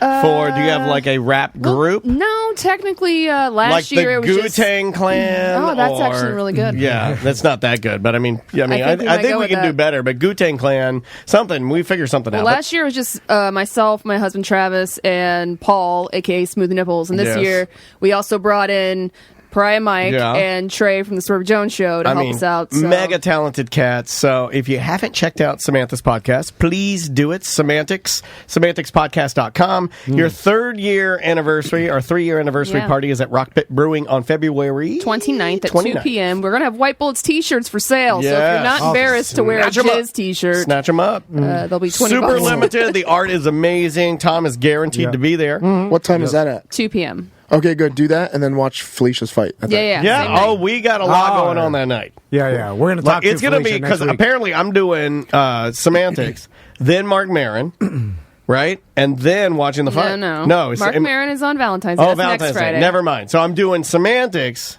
getting drunk, then having to go to bed, then watch Felicia. Okay. Felicia Navidad. Welcome back to the show, everybody. Let's do the shot. All right, Butler, do you need your reverb? I'll give you some. So, okay. All right, cheers to Tits Out, Plugs In, and Bathtub Cocktails for the win. Fairvilla knows how to fucking party. Harry Berry, 90210. All right. very weird. It is a very weird one. So, did we want to talk about Butler fucking it up on stage again? Well, yeah. I mean, we knew he's like, he gets out a script and he had some jokes and what'd you do? You got over there and you're like, you did the D-Rug. You're like, I'm about to go 500 on y'all. Me and Samantha, we are jealous of Butler's ability to not get nervous or care that much because no, he doesn't care. Because me and Samantha were talking about how anytime we have to get on stage in front of people, public speaking, anxiety, crazy. Yeah, we in our heads we practice the shit. Like, I like it. I'm I paranoid. would wake up in the middle of the night and start saying the lines in my head. See, I like it. Crazy it's I am. crazy. Now, here's how fucking crazy I am. I complain about having anxiety. I like the anxiety of knowing I have to go up on stage, and then if I have a script, I will read it one time and then crumple it up and be like, I got it. Because I like to test myself. Like, to me, the ultimate test is to be able to stand on stage. I used to do it at Orlando City all the time. Yeah. I'm in front of, like, fucking 26,000 people, packed house, and you and I are standing, and people are looking at us on the screen, and I'll wipe my brain clean, and I'll be like, I know nothing, and I'll be like, go, and I'll be like, hey, it's Dan for Orlando City. And I like being able to try and grab everything out of my mind instantly. Yeah. Well, you're only scared of things that probably won't happen. Like, you know what I'm saying? That's true. Plane crashes. Figured it out. Liver cancer. Female presidents. There's only a few. No, I'm kidding. I'm joking. So, Seth's like, Erik, go sit on that couch right there. We got a listener. Don't tell him what to do. You can grab that mic right there. Don't slip on and my kicks, bro. This guy is a brother in sound. Yeah, this guy's a radio man. So Erik is here from Michigan. If you're an out-of-state BDM, we usually, if the schedule works out, we try and accommodate. We let you come in. He also, we had spoke before, and he wanted to kind of check out our video, system that we have here. Yeah, it's funny to say video, like I say video system is like less than $200 worth of fucking shitty equipment, but hey, it does look pretty damn decent for. I'm on a radio budget, dude. I'd be lucky if I can get that. I gotta wait for my tax return, so I can afford one camera. Look, we're in the same way. So but you do a good job. But it was humble about it. But it was twofold. He wanted to check it out and see kind of how we hold everything together with duct tape. Yeah. We talked a little bit about that. He's hanging out for the show, but I didn't know that he actually was traveling last night. Yeah, and during all the big craziness. So you flew in last night. You had to fly through that like a wall of storms, that cold front that was just coming down from the north. How was the plane flight? Because Daniel said you guys were talking about it. Because I used to tour, so I've flown all over the place, and I've been on hundreds of flights. So turbulence doesn't bother me like whatsoever. Okay, you're not a nervous flyer. No, not by any means. Like I, say a prayer before you go on land, whatever. After that, you're like, I'm straight, and then just that you're wasting your breath. So I do make the sign of the cross. me, just in case extra insurance. Just because I'm so used to doing that. Well, cover all the gods. It's a Twitch thing. Which one is right? It's the habit. I touch the outside of the airplane. I make the sign of the cross. So we get up and it was a little bumpy and everything. But what I didn't even look at the weather because in Michigan we ended up getting like 4 inches in like an hour of snow. I should probably say 4 inches of snow. My wife is about to get 2 inches tonight in 2 minutes. Leave the comedy up to us. Everybody bring in to tell a story. That's the story of your stand-up here.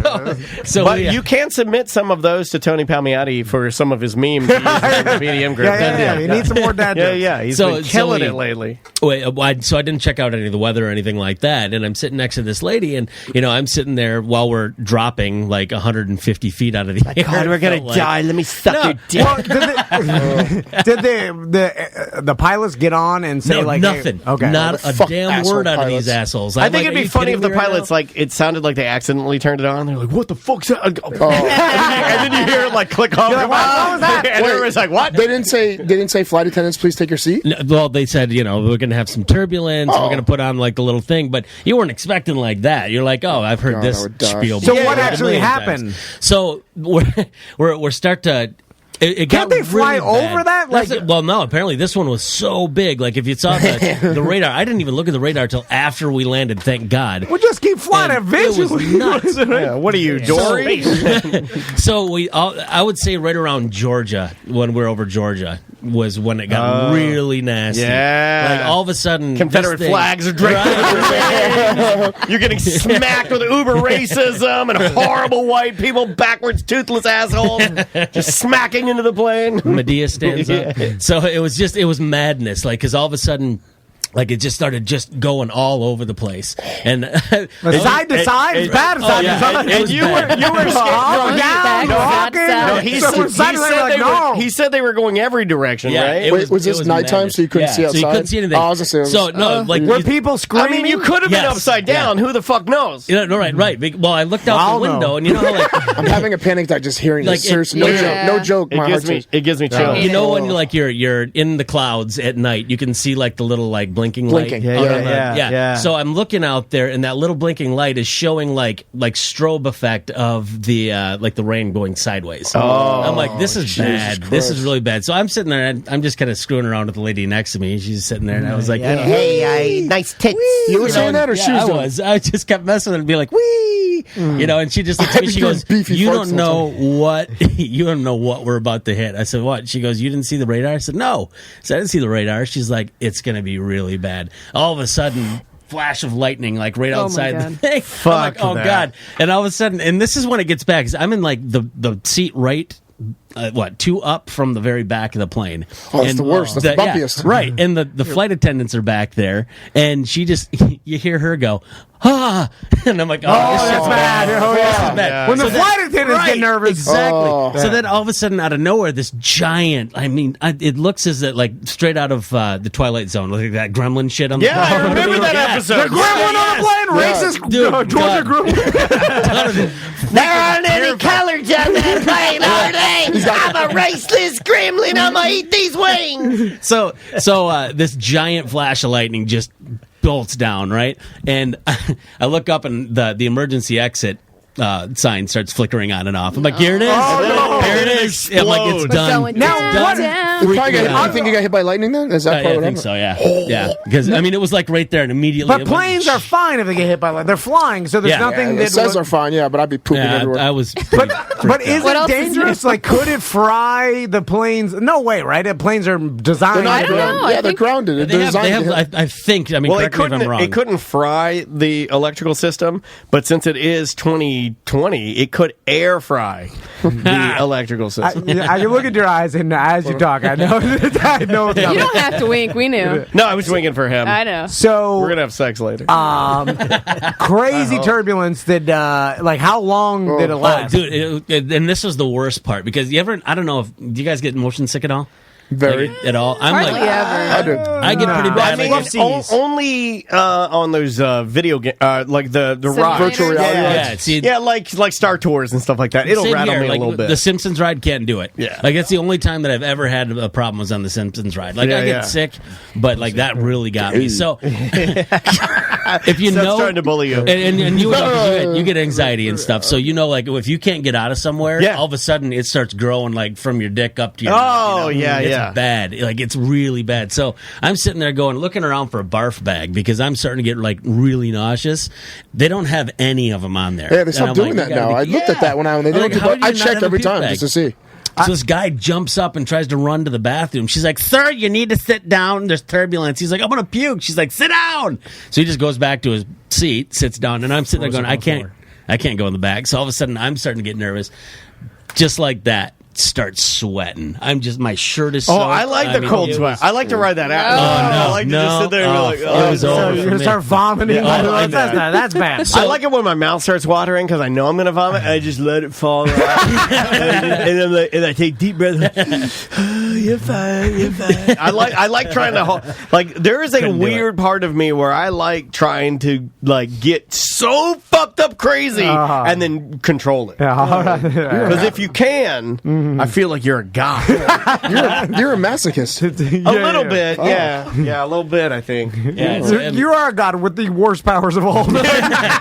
I'm drool god. I can just drool and not puke. Yeah, I'm fucked up drool god. What's your superpower, fucked up drool god? Well, I drink a lot. I get really fucked up, and then I don't barf, but I do drool. So you saw cold sweat, and did you end up puking? Well, no, I didn't. I held it down. I held it together. You know, a little bit came up and kept swallowing it down. It's like the worst in the world. Upchucks. The guy, the pilot comes over the thing and says, "We've started our descent into Sanford, Orlando," and we're like, "Okay, cool." And this is where it gets really bad. You start thinking, "Oh, we got probably 20 minutes." Well, no, it's going to get worse coming down. Well, here's what I know happened. it's going down. Because at first you thought, like, because we're going side to side and up, and it's jolting down, and it's the worst. And I'm sitting there going, "Okay, so he's got about 20 minutes left." I'm staring at my watch. 20 minutes go by, and all of a sudden, I don't know what it was, probably wind shears or something, but this guy starts climbing back up. I'm like, "Oh God!" Oh, it's bad when they start accelerating. You're like, "Wait, but this shouldn't happen." Because something went wrong. Well, here was the thing: you could it's like locking your doors when you drive through a neighborhood. You're like, "That's not a good time." Well, you could see the lights of Sanford below you, and then all of a sudden it goes back up. I'm like, "Oh, why are we still in the clouds?" This one guy goes, "Go back down, asshole!" I'm like, "Oh yeah, I'm that guy." That'll work. I'm like, "Oh shit, some drunk guy told me to go back down. I'll show you a whole rocket. I'll go down fast." I was on the plane last night too. I didn't want to tell you guys that was me. I like the idea of the pilot goes, "Oh shit, hey, thanks, man." Right. He's like, I didn't know. But we're going back down. You know what? He's right. I was going to land in the clouds. He's right. My bad. Safety, I farted. Doorknob.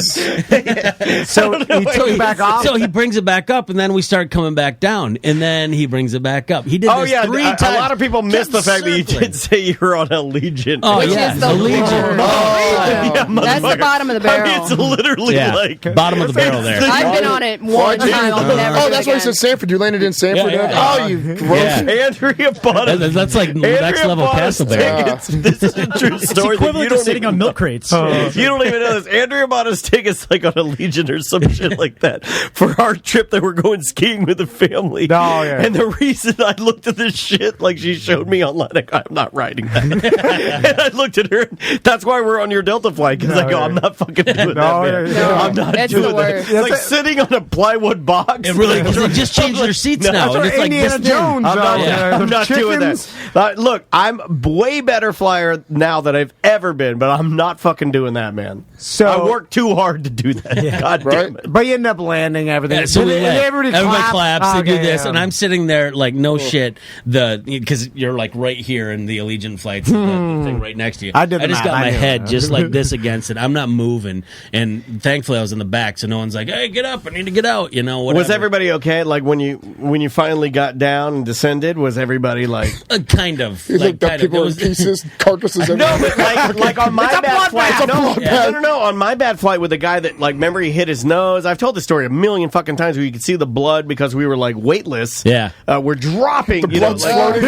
Yeah, we had oxygen masks on. It was fucking terrifying. But like when we landed there, it took a long time.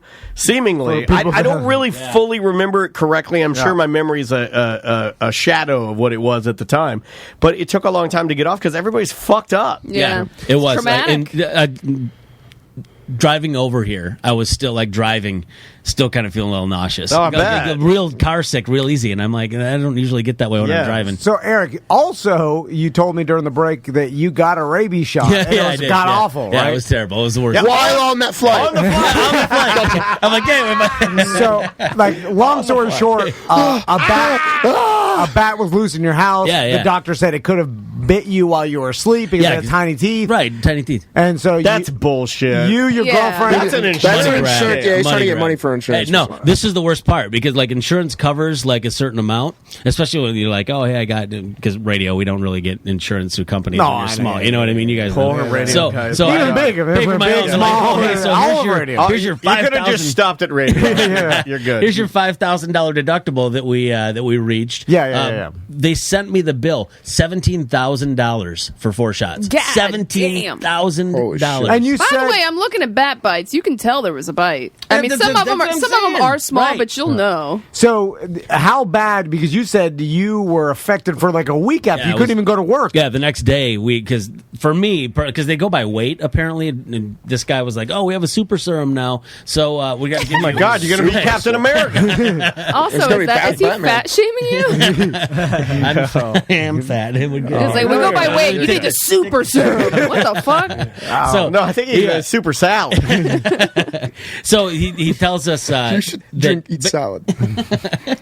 So he tells us the first 2 shots that you get, one in each arm, are for I guess the neurotoxins, to stop those completely. It puts a cap on them so it doesn't get to your brain. Something like this. Yeah. And then the others that they give, which back in the day, these are like complimentary. 13 to 16 shots in the stomach. Well, this is the super serum that he's like, this is your booster, apparently. So he's like, now, given your weight, you only have to have 1. Oh, wait, never mind, 2. So 1 in each leg.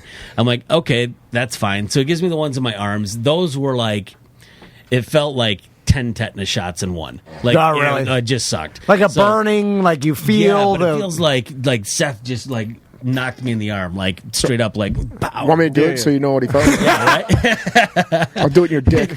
Jesus. Oh, so then the legs weren't as bad, but then the next day came. Yeah, and the nausea hit, yeah. And you can't reach your arms above like right here, so you're like, crap, and your legs don't work, so you're basically a vegetable on your bed. You can't move anything. So my girlfriend and I just laid in bed all day. It's almost like you got rabies. Yeah, right? Right? So that's like, probably why the doctor gave me rabies. Yeah. It's not an easy flu shot. And these needles are like huge. I don't find the flu shot to be easy, by the way. Not to be a fucking pussy, but I got mine this year, and that shit hurt, and then my whole arm hurt for forever. You got a whole sleeve of tattoos. Doesn't matter. Irrational fear and pain, Tom. Did you catch autism after that? I did. I'm very autistic right now. So, well, thanks for telling us the story. Yeah. You know what? You get the fuck up. So, what, Daniel, you wanted to bring up... haircuts for life? Yeah, what is that? This is a concept that I thought of really high while I was laying in bed. Okay. And I was thinking about Mimas with their cotton tops. Yeah. So Mimas, traditionally, old ladies. Yeah. And my wife asked me this. She was like... My Mimas had the same haircut for 50 plus years. The poof. Yeah. My wife, was saying, it's going to be weird because, and I think you and I even talked about this, about, like, how women generationally are not going to rock the poof as much, maybe. Yeah. Like, I can't see Samantha. I'm going to put on Sam Cam. Everybody envision Samantha, or take do it with the beanie. Okay. Or take your headphones off so people can Photoshop you. Okay. In, and then I want someone to Photoshop Samantha with the old lady, the poof. Wait. Take your jacket off first. So there she. Oh, hold on. Dip your camera down just a little bit. Yeah. Sam. Dip the camera Their butler, help her out. Like dip it down just a little bit. Here, I'll. So check that out. Right. Okay. So. Now, but for men do the same thing. Lower. And you and I, whether we like it or not, are coming in for a landing, and we're doing this. And what I mean by haircut for life is everybody eventually will reach a point where whatever hair they are rocking at that point is going to be the hair that they rock until they die. Okay. But my question to all of you, and what I wanted to discuss is, when is that time? Is it different for everybody? Is it different for ladies? Is it different for men? Because I actually have gone back to more of an early 2000s haircut for myself. I don't want it to be quite as spiky. It's not supposed to be, but sometimes it ends up that way. You have gone to a completely different, more... I think I'm on he my looks life. like an adult now. You're in it now. Is that... Okay. Every time I go to John and Liberty, Yeah. he's like, do you want to change anything? I'm like, same. I'm like, because Are I'm you good. on your haircut for life? I might be. I can't imagine. Now, interesting. Now, here's the thing. I assume that eventually... Now, we know Seth, and I'm not picking on you. I'm not picking on you. I mean, I might take that bet and grow the Goro. I might grow the Goro cut. No, it looks what great. What else is he going to do? Yeah, grow the Goro cut. His genetics gave him a haircut for life a couple years ago. Since I was 30, since I was 35. Yeah, he's got the testosterone. Since I was 35, it's going to be like that till I'm honestly, 62 is he going to do it any different? He's not. That's your haircut for life. So out of all of us, you probably... Would I win? I mean, I'll give you a Tom and Dan straw hat. Okay. Tom gives this to everybody.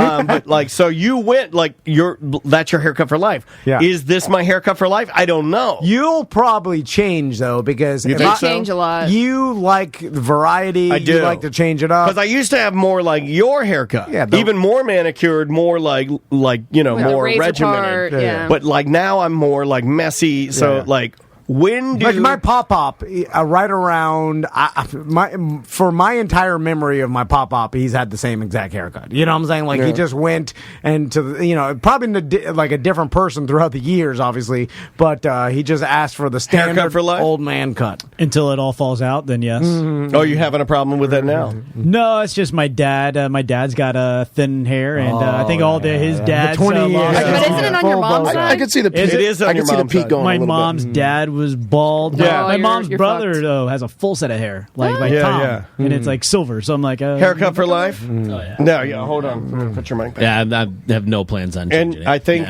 Sam, haircut for life.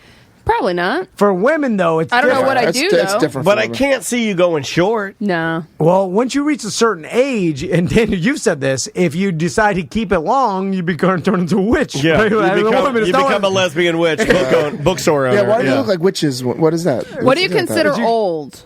Like 50. 30. No, I was like 65 plus. 29 plus. And it's not even... There's plenty of women 65 plus with long hair, but they but look, not super. It's like but if not it's down gray, to your ass. if you have long gray hair, you look like a witch. Yeah, You can look also dye it. you're like the witch from Willow. Yeah. Speaking of haircut for life, my Meemaw, like one day my mom brought out some old picture album, and I was like, I've never seen my grandma with any other hair. Yeah. Right? And then she's like, oh, let's look back. Like I got some really old pictures from like their wedding and shit. We went back and stuff, and then looked at the picture of the wedding. Same hair. That's the thing, though. She had a goddamn poof. Black poof. And like the back in the day, the short 40s hair and was 50s. It's like black poof, black poof, black poof, black poof, No, she still has black thing. poof, gray poof, gray poof, gray poof, gray poof, She still white has poof, black white poof. poof, white poof. No more poof. Yeah. No, she still has. No, but that's usually what happens, right? She has jet black poof. Still to the Jet day. black poof? She's 96. She's a think jet black poof. Most of our Same thing with the grandparents pubes. and great grandparents back in the day, if you look at photos, even when they were young, they had the short either bob or like a poof. That and was they just kept the it the style. older. So is the style of young girls longer hair? So they're going to keep the longer hair as they get I older? Is think that going so. to be a new thing? Yeah, I think Gross. so. But it is weird. All right, because, Baldy. but I don't want my wife. I don't want Andrea. Andrea's head is too small. The only thing that gives She's her got thick hair. anything that gives her any size on her head, like if you cut her hair off, she looks like that guy on Beetlejuice that had the tiny shrunken head and the body. Like she has the tiniest head, but her hair is what creates the illusion that she's a normal human being, but she's not. I know you guys think she's sweet and wonderful, and she's got a pea head, and the hair is it's an illusion, guys. Trust me. I have to run my fingers through it. I have to when I'm getting my dick sucked, it literally when I'm getting my dick sucked, it literally looks as if like a golf ball is sucking my dick. Like hair. Like Jack in the Box, the Jack in the Box head, like that. But it's tinier and with like a lot more it's hair. like a tennis ball size then. Yeah, it's like a tennis ball size head. Yeah. With a lot of hair. Hope she doesn't go in the water and swimming and she comes out and it's just no, it expands. It gets bigger. What? What about your wife? Haircut for life? No, I think she'll change because she'll eventually, as I think a woman ages shorter, Get a Karen. she'll get like your wife. Your wife's right for a Karen. Oh yeah.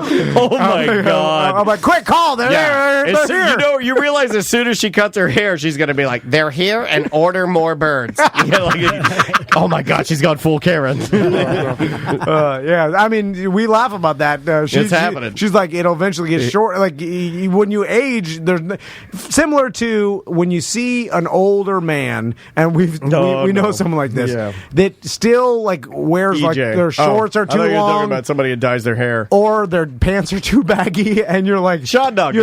Doctor dresses like he's going to a pickup game and the fucking You're 65 years old. You're wearing long and ones. Like what the fuck, man? You're 65 years old. Yeah. So then it's like you got to dress appropriately for your age to not embarrass yourself. And but if that's what they want to wear and they don't give a fuck, it's true. Yeah. Who cares? No, because they're with them, and if they care, they should care. I respect. I mean, we're all laughing at you. I respect that 100%. But I also respect my right to completely laugh at you and mock you openly on the broadcast. Their reflection of you, they should just here's the thing. I don't care what anybody thinks about me. It doesn't bother me, but I don't want to look like a fool.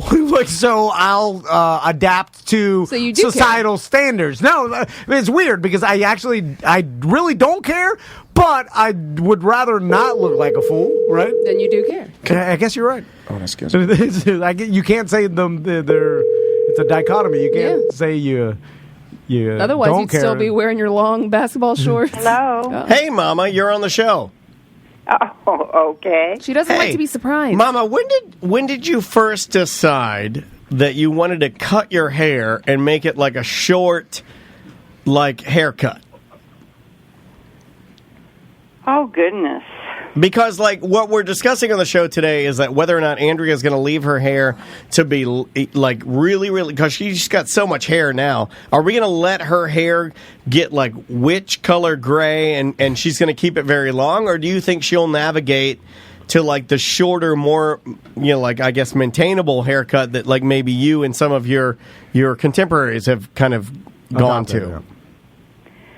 Well, when I first decided to cut it, I think I wore it long all the way through college. Yeah. And long for about the first 3-4 years of teaching. When did you put a streak in it? Didn't you bleach a streak in it? Oh, that was when I was 14 or 15. Rebel. My dad had a fit. Oh, yeah. He was very mad that Mama bleached the front of her hair. Yep.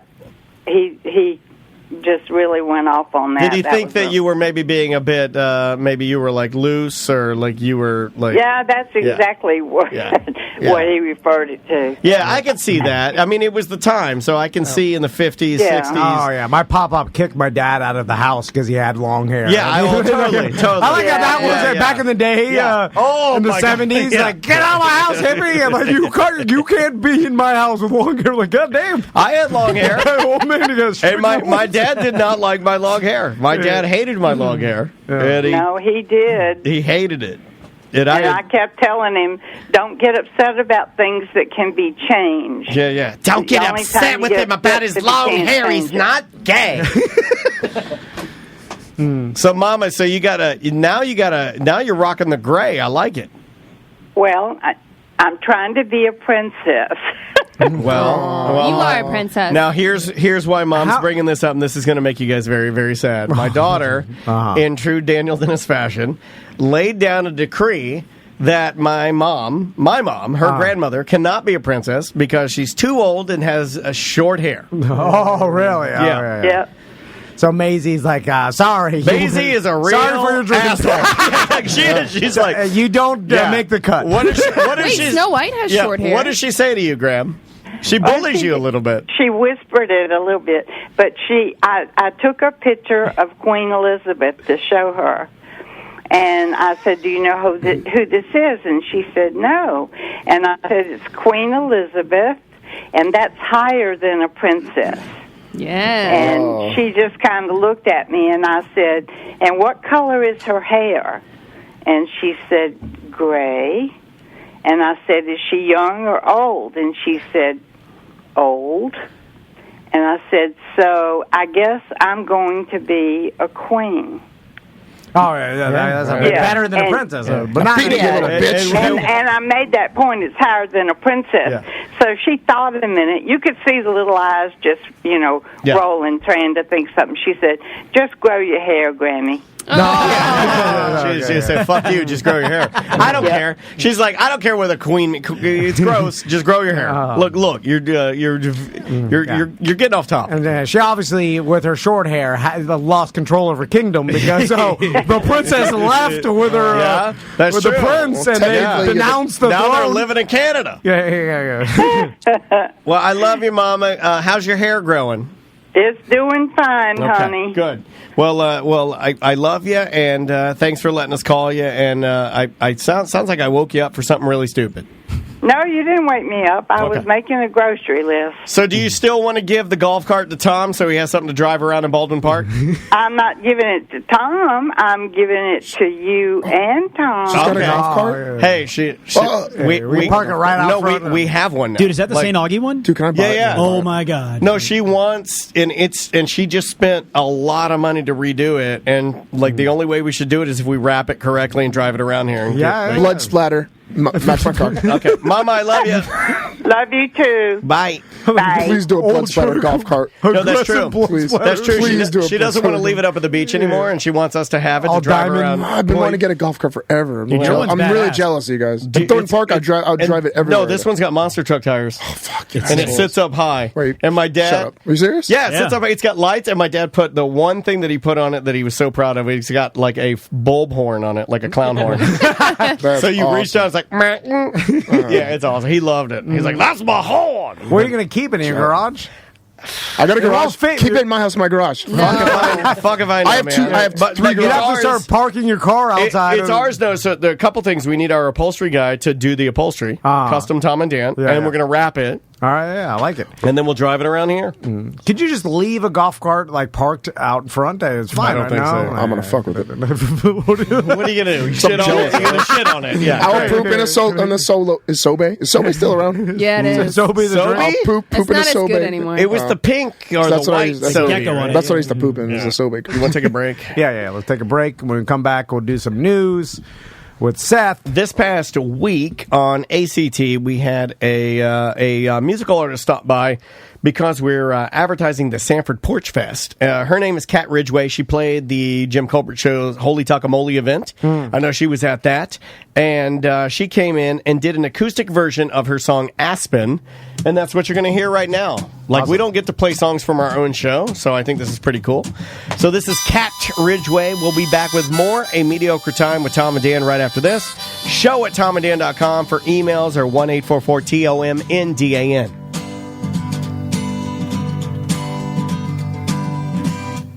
I got off the train somewhere in Aspen. If you're looking to buy a car, go to Sport Subaru, Sport Mitsubishi. Don't tell me what to do. West Colonial Drive. I don't like that. That's what I did. Condescending POS. You're sitting there looking at me, you're judging me. You're judging me.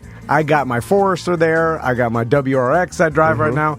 My lease is about to be up in 2 months, and my wife is either going to get an Ascent. She really likes that Subaru Ascent. You're going to let your wife take your sports car and get a French fry mobile? What you're getting? I like the truck. I like the Silverado I got from Don Mini Chevrolet. Why don't you take the truck and the WRX, trade them both in for even bigger truck? Maybe I could do that. Yeah, I think that's what you should do. I might call J.C. Harrelson over at Don Millie Chevrolet. It's time. Get a Corvette.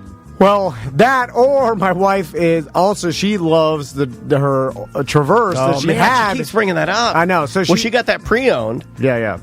Was it from Sport Subaru? It was from Sport Subaru. Yeah. So I mean, but I think it's the both Don Millie. So it's like, well, that Sport Auto Group is huge. So whether you're in the market for that Subaru, which I mean, it's talking like holding its value, reliability, you really don't get any better than Subi. Lifetime powertrain. Yeah, warranty. Yeah. No matter what, lifetime, unlimited miles. Or whether like Mitsubishi has some really, really nice and affordable badass cars. Oh yeah. With great warranties you can pick up now. That hybrid was awesome that we test drove. Well, your wife liked that. She definitely is dumping this WRX for her own dream car. If you're at Sport Subaru, Sport Mitsubishi, talk to Mike Stacks. Yep. That's our contact. Stacks over is there. the man. He's a BDM. He's on the BDM page. So talk to him. Or if you go over to Don Millie Chevrolet in Claremont, dmchevy.com, talk to J.C. Harrelson. If you're interested in any truck, any Chevy, like I said, my wife may get that Traverse. I got the Silverado from there. They got those sweet Corvettes, those mid-engine. Oh, God, the mid-engine Corvette's just disgustingly cool, man. It's so good. But, yeah, they're going to treat you right. And the cool thing is, if you're a listener, especially if you're a BDM, you got to let them know. You got to let them know that you listen to the show because that's how you're going to get that one step above everybody, maybe even more than one step above. They'll automatically know who they're dealing with. Oh, you're BDM? Okay, great. Let's get down to business. It's like being a friend of them. Yep. Because they're like, oh, you're Tom and Dan, BDM? All right, great. They're coming in. And they're going to give you the best deal possible. And you get to come in and watch the show. In fact, I think we got some listeners today that bought some cars at both dealerships. So check both dealerships out and go get some Tom and Dan swag there.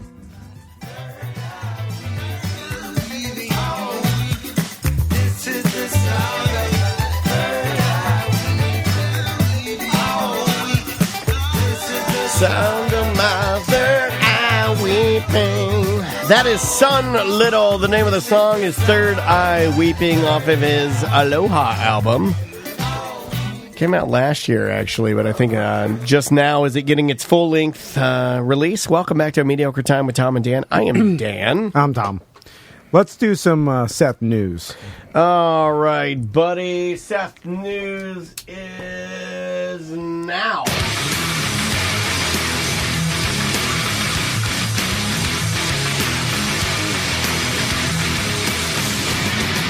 99 MRIs trying to prove he's gonna die. The CTE is kicking in with every new hit at the gym. He laid out Kimbo with an attack, but the Russian won't call him back. And we all forgot about that fight. Just won't prove for long you're gonna die. Seth Petrozelli's Douche Bro News brought to you by ABC Fine Wine and Spirits. If you go by ABC, I'm sure there's one near you. Just please use hashtag TDABC. Put it out on social media. We give people prizes once a month. So if you're going to go by ABC and maybe get some White Claw, some wine, some spirits, use that hashtag because they're a proud sponsor of ours.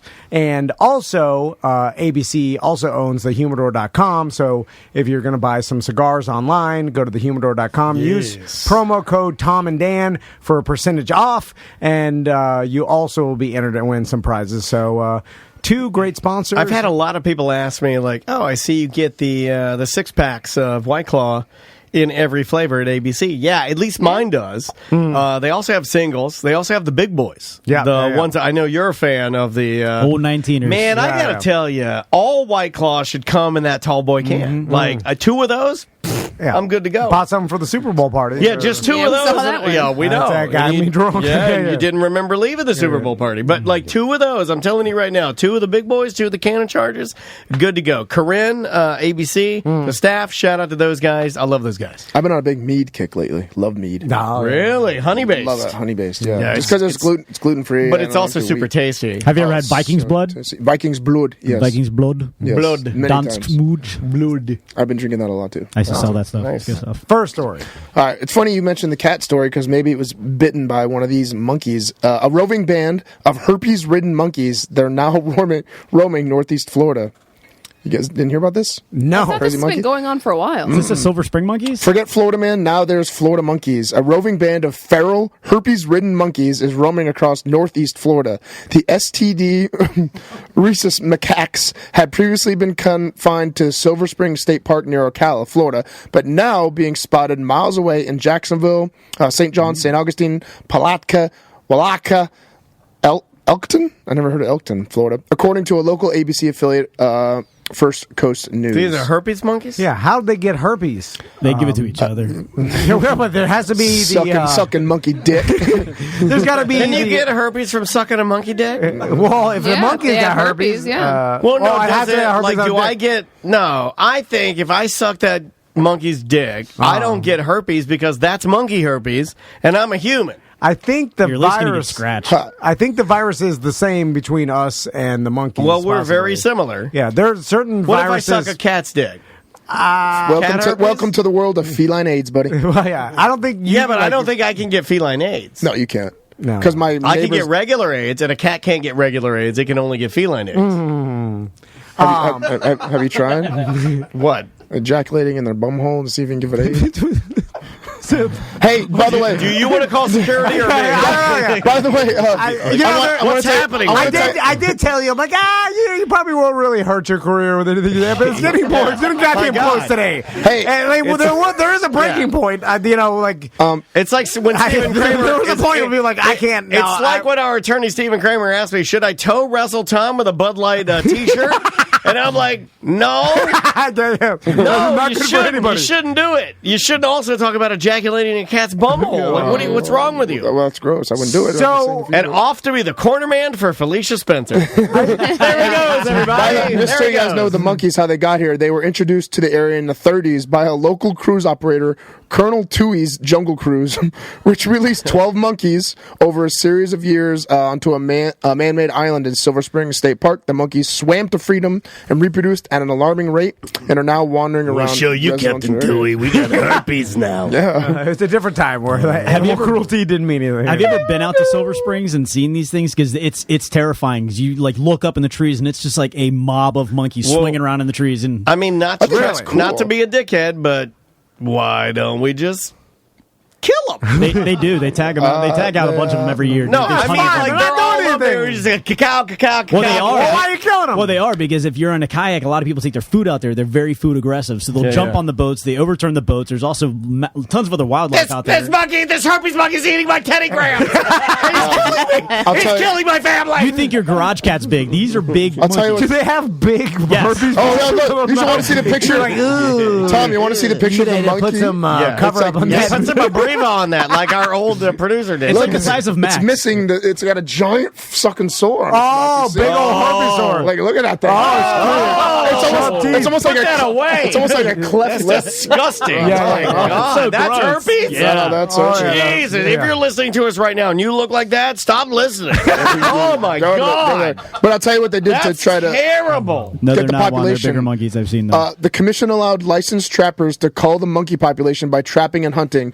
Over 1,000 of the monkeys ended up in zoos or research facilities, which is kind of sad. I don't want to see no herpy monkey in a zoo. Or were simply killed. It's a program that proved deeply unpopular with the public, which I agree. I don't think that's very nice. Put them in, not research. Well, no, we need to start over. Take the monkeys that don't have herpes, take them away. The monkeys that have herpes, you got to burn them alive. So we'll breed them out. Yeah. You got to teach them not to kiss the monkeys with the sores. Yeah. You're like, oh, stay away from that one. Wait till that fire's down, and then make sure you're responsible and tell your partner you have that before you have sex. Just throw out a bunch of bananas ridden with antibiotics on them. No, it doesn't work like that. You have it for life. Yeah, they have ultimate flare-ups. Get rid of the flare-up. I'm sorry, I have a flare-up. That must be tough. Although it is kind of cool that we have that wild. I'd rather have wild monkeys than wild boars. On the other hand, it's pretty cool that these monkeys got herpes. I mean, I know they're food aggressive, but if you keep your distance, they're not going to swim across the goddamn river, jump on your kayak to They've learned how steal to swim. your pub sub. But no, I mean, they're still reasonably afraid of humans, right? No, not these ones. I'll tell you right now, if it comes onto my canoe and it comes up and I'm sitting there eating my delicious Atlanta Falcons brand public sub, which is from your sub safe. In case you're wondering, it's I believe they use remember when they did the cinnamon sugar chicken tenders? No. Yeah, they did they dust them with like sugar, and then it's that, and then like I think black beans smeared, and in that I will give it to the monkey. Just leave me alone. Don't give me herpes. Do the chicken tender sub for the Atlanta Falcons? They put 28 chicken tenders on there. Oh, you motherfucker! I'm sorry. Next story. Mean, just mean.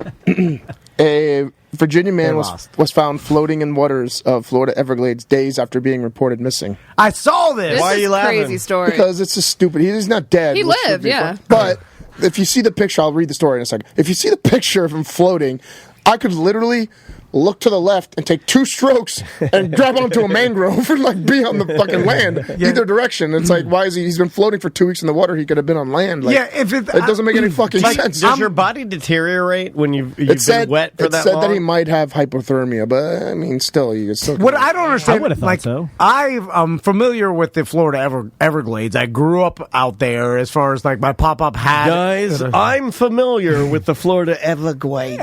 my pop-up has actually been stuck out there for 30 hours or something one time. That's no bullshit. And he's told me other stories about his friends, their buggy broke down, then they're out there for 32 hours, and they walk back. And most 32 hours is too long. Most of the Everglades is shallow water, and sawgrass and stuff. And then there's these things called heads, which is a grouping of trees that are above the water. It's like a high points, and they're scattered throughout the Everglades. So you could get to those. Now there are areas of just mangroves and canal systems and stuff that are deep, but like you said, there's mangroves, so you could get out of the water. Maybe he was like, I'm here for a day. He's like, no one's coming to save me. I'll push up.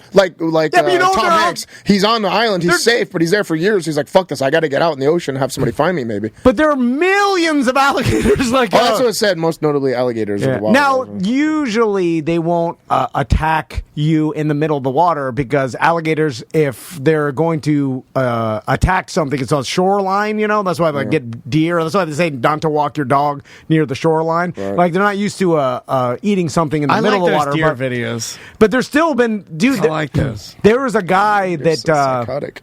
That was running from the cops down by in the Everglades and near the Miccosukee gambling resort because it's basically right there, the edge of the Everglades down in Miami.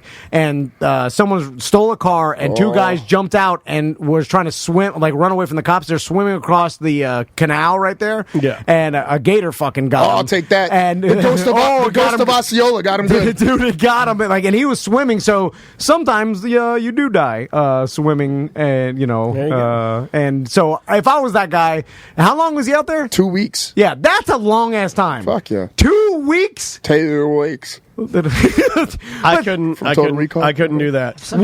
What's scary to me is, so you're out there, you're a kayak. It seems like you're a little bit nuts because you didn't tell anybody where you're at. He's from Virginia. Just wanted to come down to view the wildlife. Yeah. So you got a good view. You got a up close, get a great view. Anytime you go out into any wilderness, you're supposed to tell someone like your plan. That's like the 127 hours do and stuff. So that if something happens, at least someone knows. Dude, I send my Lyft ride to friends like before I leave the damn house. Where I'm getting picked up at, where my route is, where I'm supposed to be. I send the wrong one to my wife though. So she thinks you're getting out every time. So what's crazy to me to think of is more exciting. This dude. By the way, how did his kayak sink? It says it's unknown how his kayak went missing. But what I do find interesting is how they actually found him. Search crews were able to locate him after finding his cell phone Sunday night inside a bag that washed ashore on the bank of the Lopez River.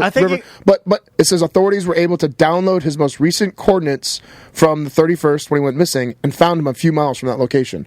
So that's pretty amazing.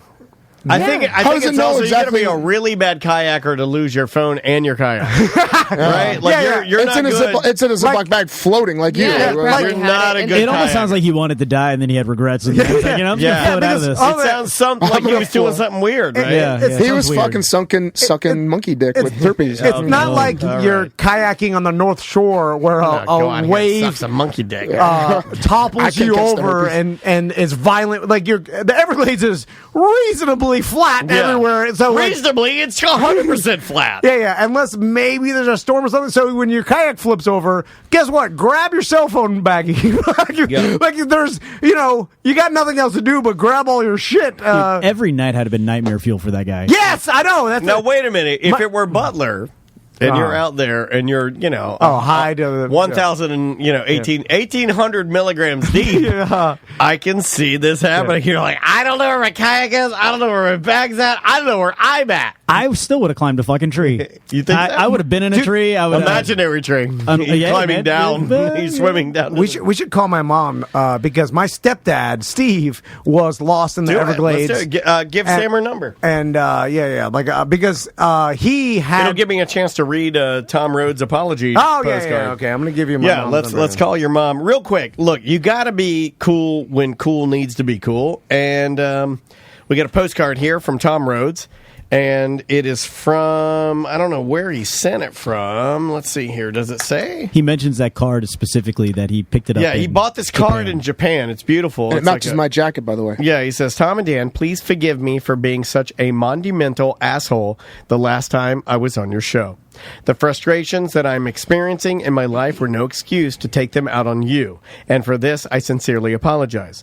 I hope that I can make it up to you and redeem myself in your eyes.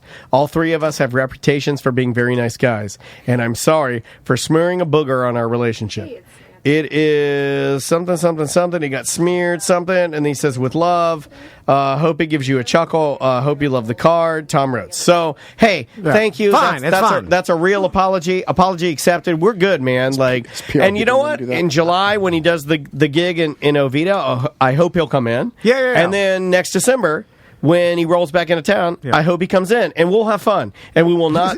And we're not gonna, yeah, we're not going to do this anymore. I don't want to argue. Life is too short to argue with people that you admire, and I admire this guy. And you're allowed to have it. Like, I'm going to teach everyone. You can have a bad day. Everyone listening to this, I'm going to teach you something. You're allowed to have a bad day, Tom Rhodes. And I may have thought you were an asshole when you were doing other apologies and whatever. And maybe you were, but right now you're not. And I appreciate that. Thank you so much for the card. Thank you for the apology. It's very, very cool. Yeah, you didn't we need don't to hold do a grudge. It's 100% no fine. grudge held. No Come big on deal. in, brother. In July, when you come to Oviedo and do your gig, we will gladly promote it. So there you go. All right, I think my Your mom's on line one. Line one, Mama Vann. Hit it. Hey, Mom.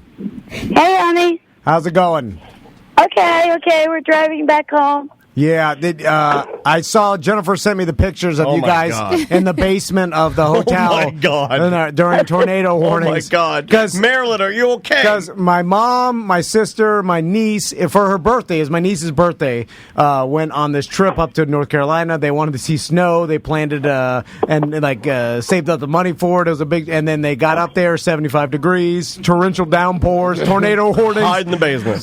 They couldn't even see the mountains because it was so foggy. Breaks my heart. I know. I felt so bad when Jennifer was sending me the pictures, and it's pretty par for the Van course. Though, Yeah. This is a Van course. She did mention the Van course. I'm like, hey, you can't do nothing. It's like herpes. You got it for life. You can control the outbreaks, but you always got it.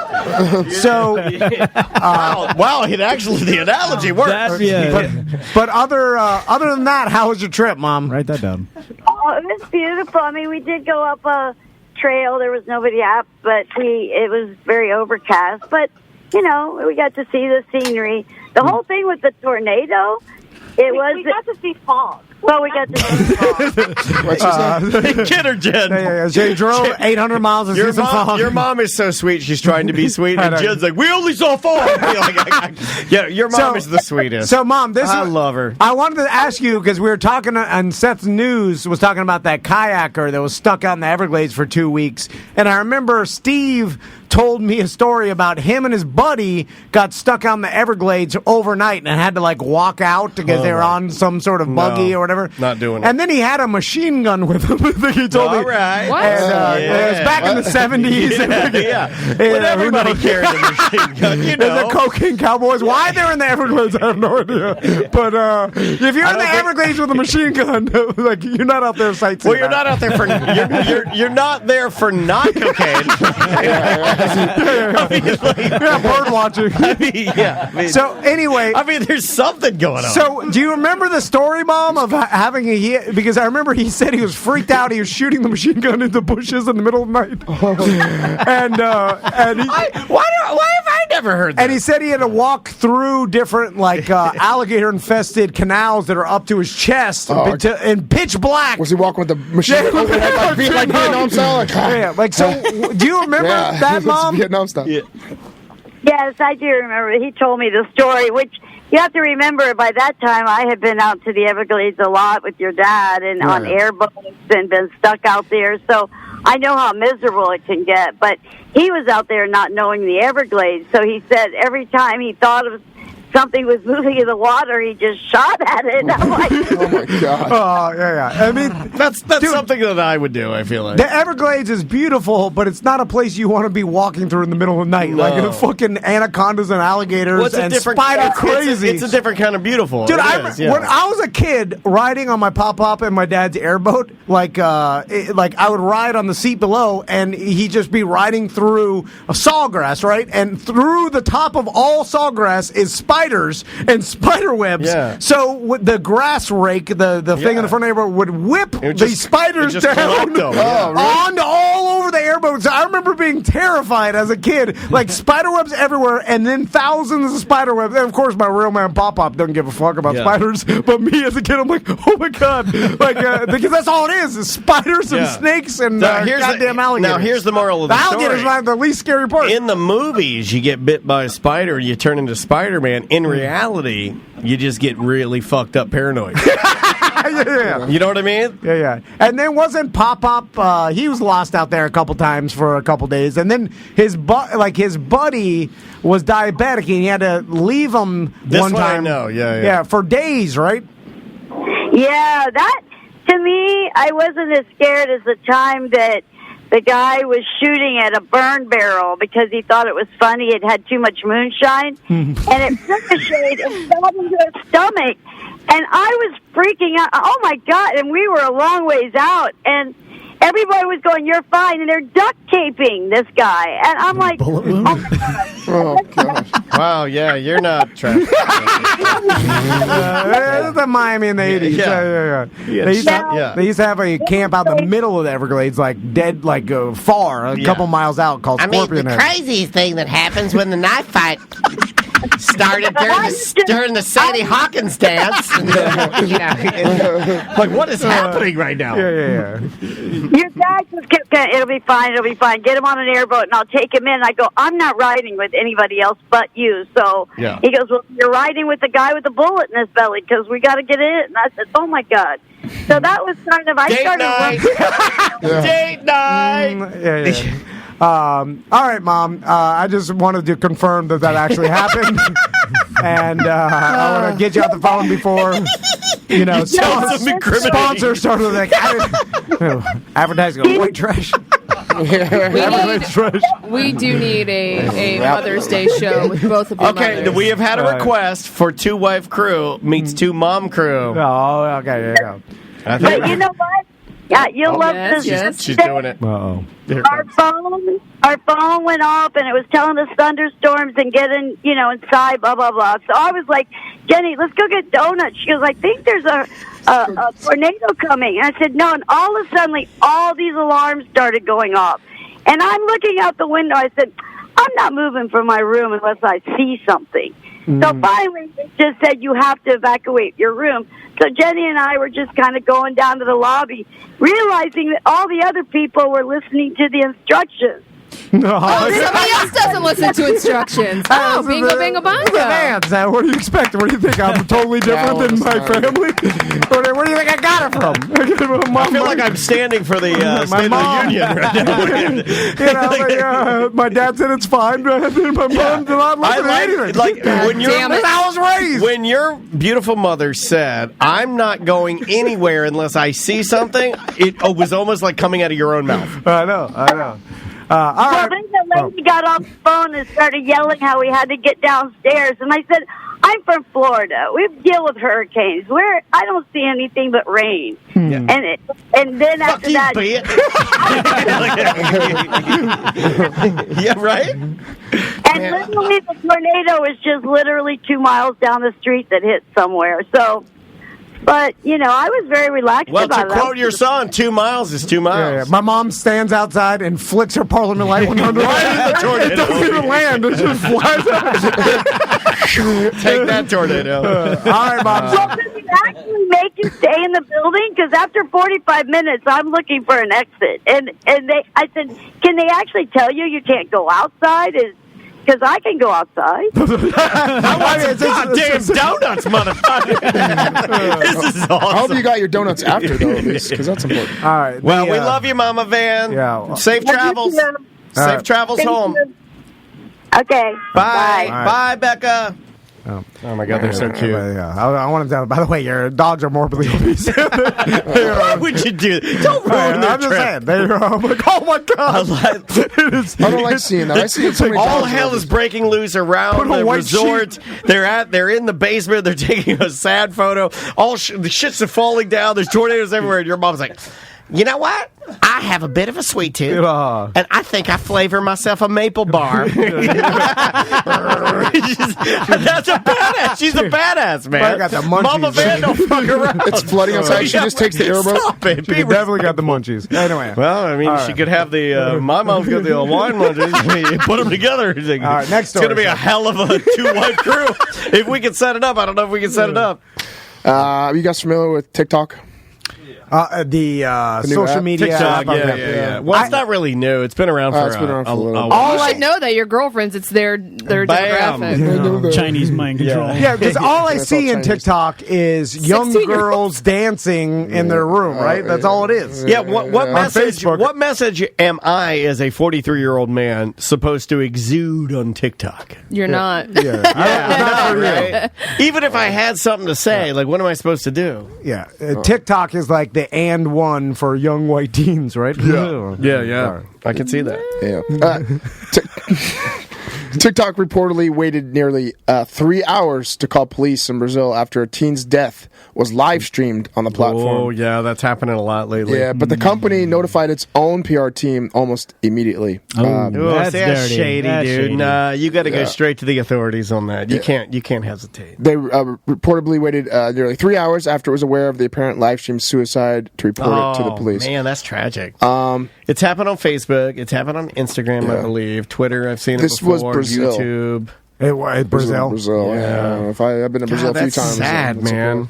It's and I mean this is the new where we're world. This is where we're That's at. What I was going to say. I see more of this happening more and more. It will. Because if I ever did it, I'd want to make it public. Well, like, think about it. But like, honestly, like, why? I don't know. I want people to be a remembrance thing. No, but try to remember me. No, I mean, in the end, yeah. I mean, you remember for other stuff, but then no, they're going to remember you. Like, remember the Kimbo fight and the all remember the Kimbo fight. I want the shit on my shoes in the airplane, Kimbo fight, and my death to be remembered. That's like, honestly, I was getting all serious about it, but I was like, this is like the way, like, this is a new way of communication. And when you start looking at it as the norm versus looking at it like it's the new thing, then you understand that this is the new way that we actually communicate with each other. I mean, this is all. Well, we broadcast our lives. We're doing live. it right now. We're on it right now. Yeah. And people just get more and more used to just it's a new way to interact. It's becoming the new norm. Think about it. When someone sees something crazy now, their first instinct is to grab their phone and film it, right?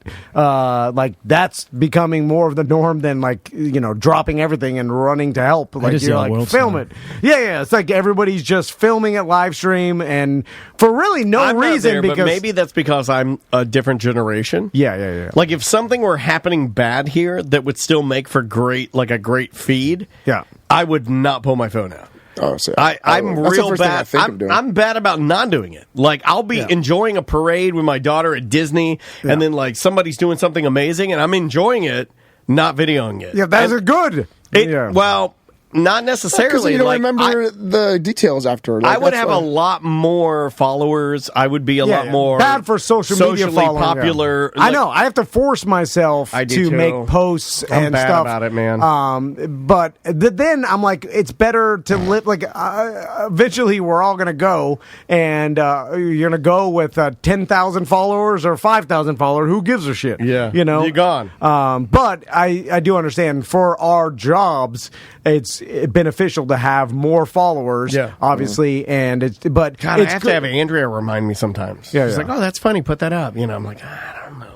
So, I mean, there's been live stream shootings and all types of. I'm sure there's been fake stuff, like people. I thought about the guy. Brock Medium in the chat said, "I quote: I wish people would get off their phones." Sent from my iPhone. Because they're all watching and listening to us on their phones. No, that's great, but like for me, it's like documenting. Don't just live your life. Socially documenting like what I do. I'm not good at it.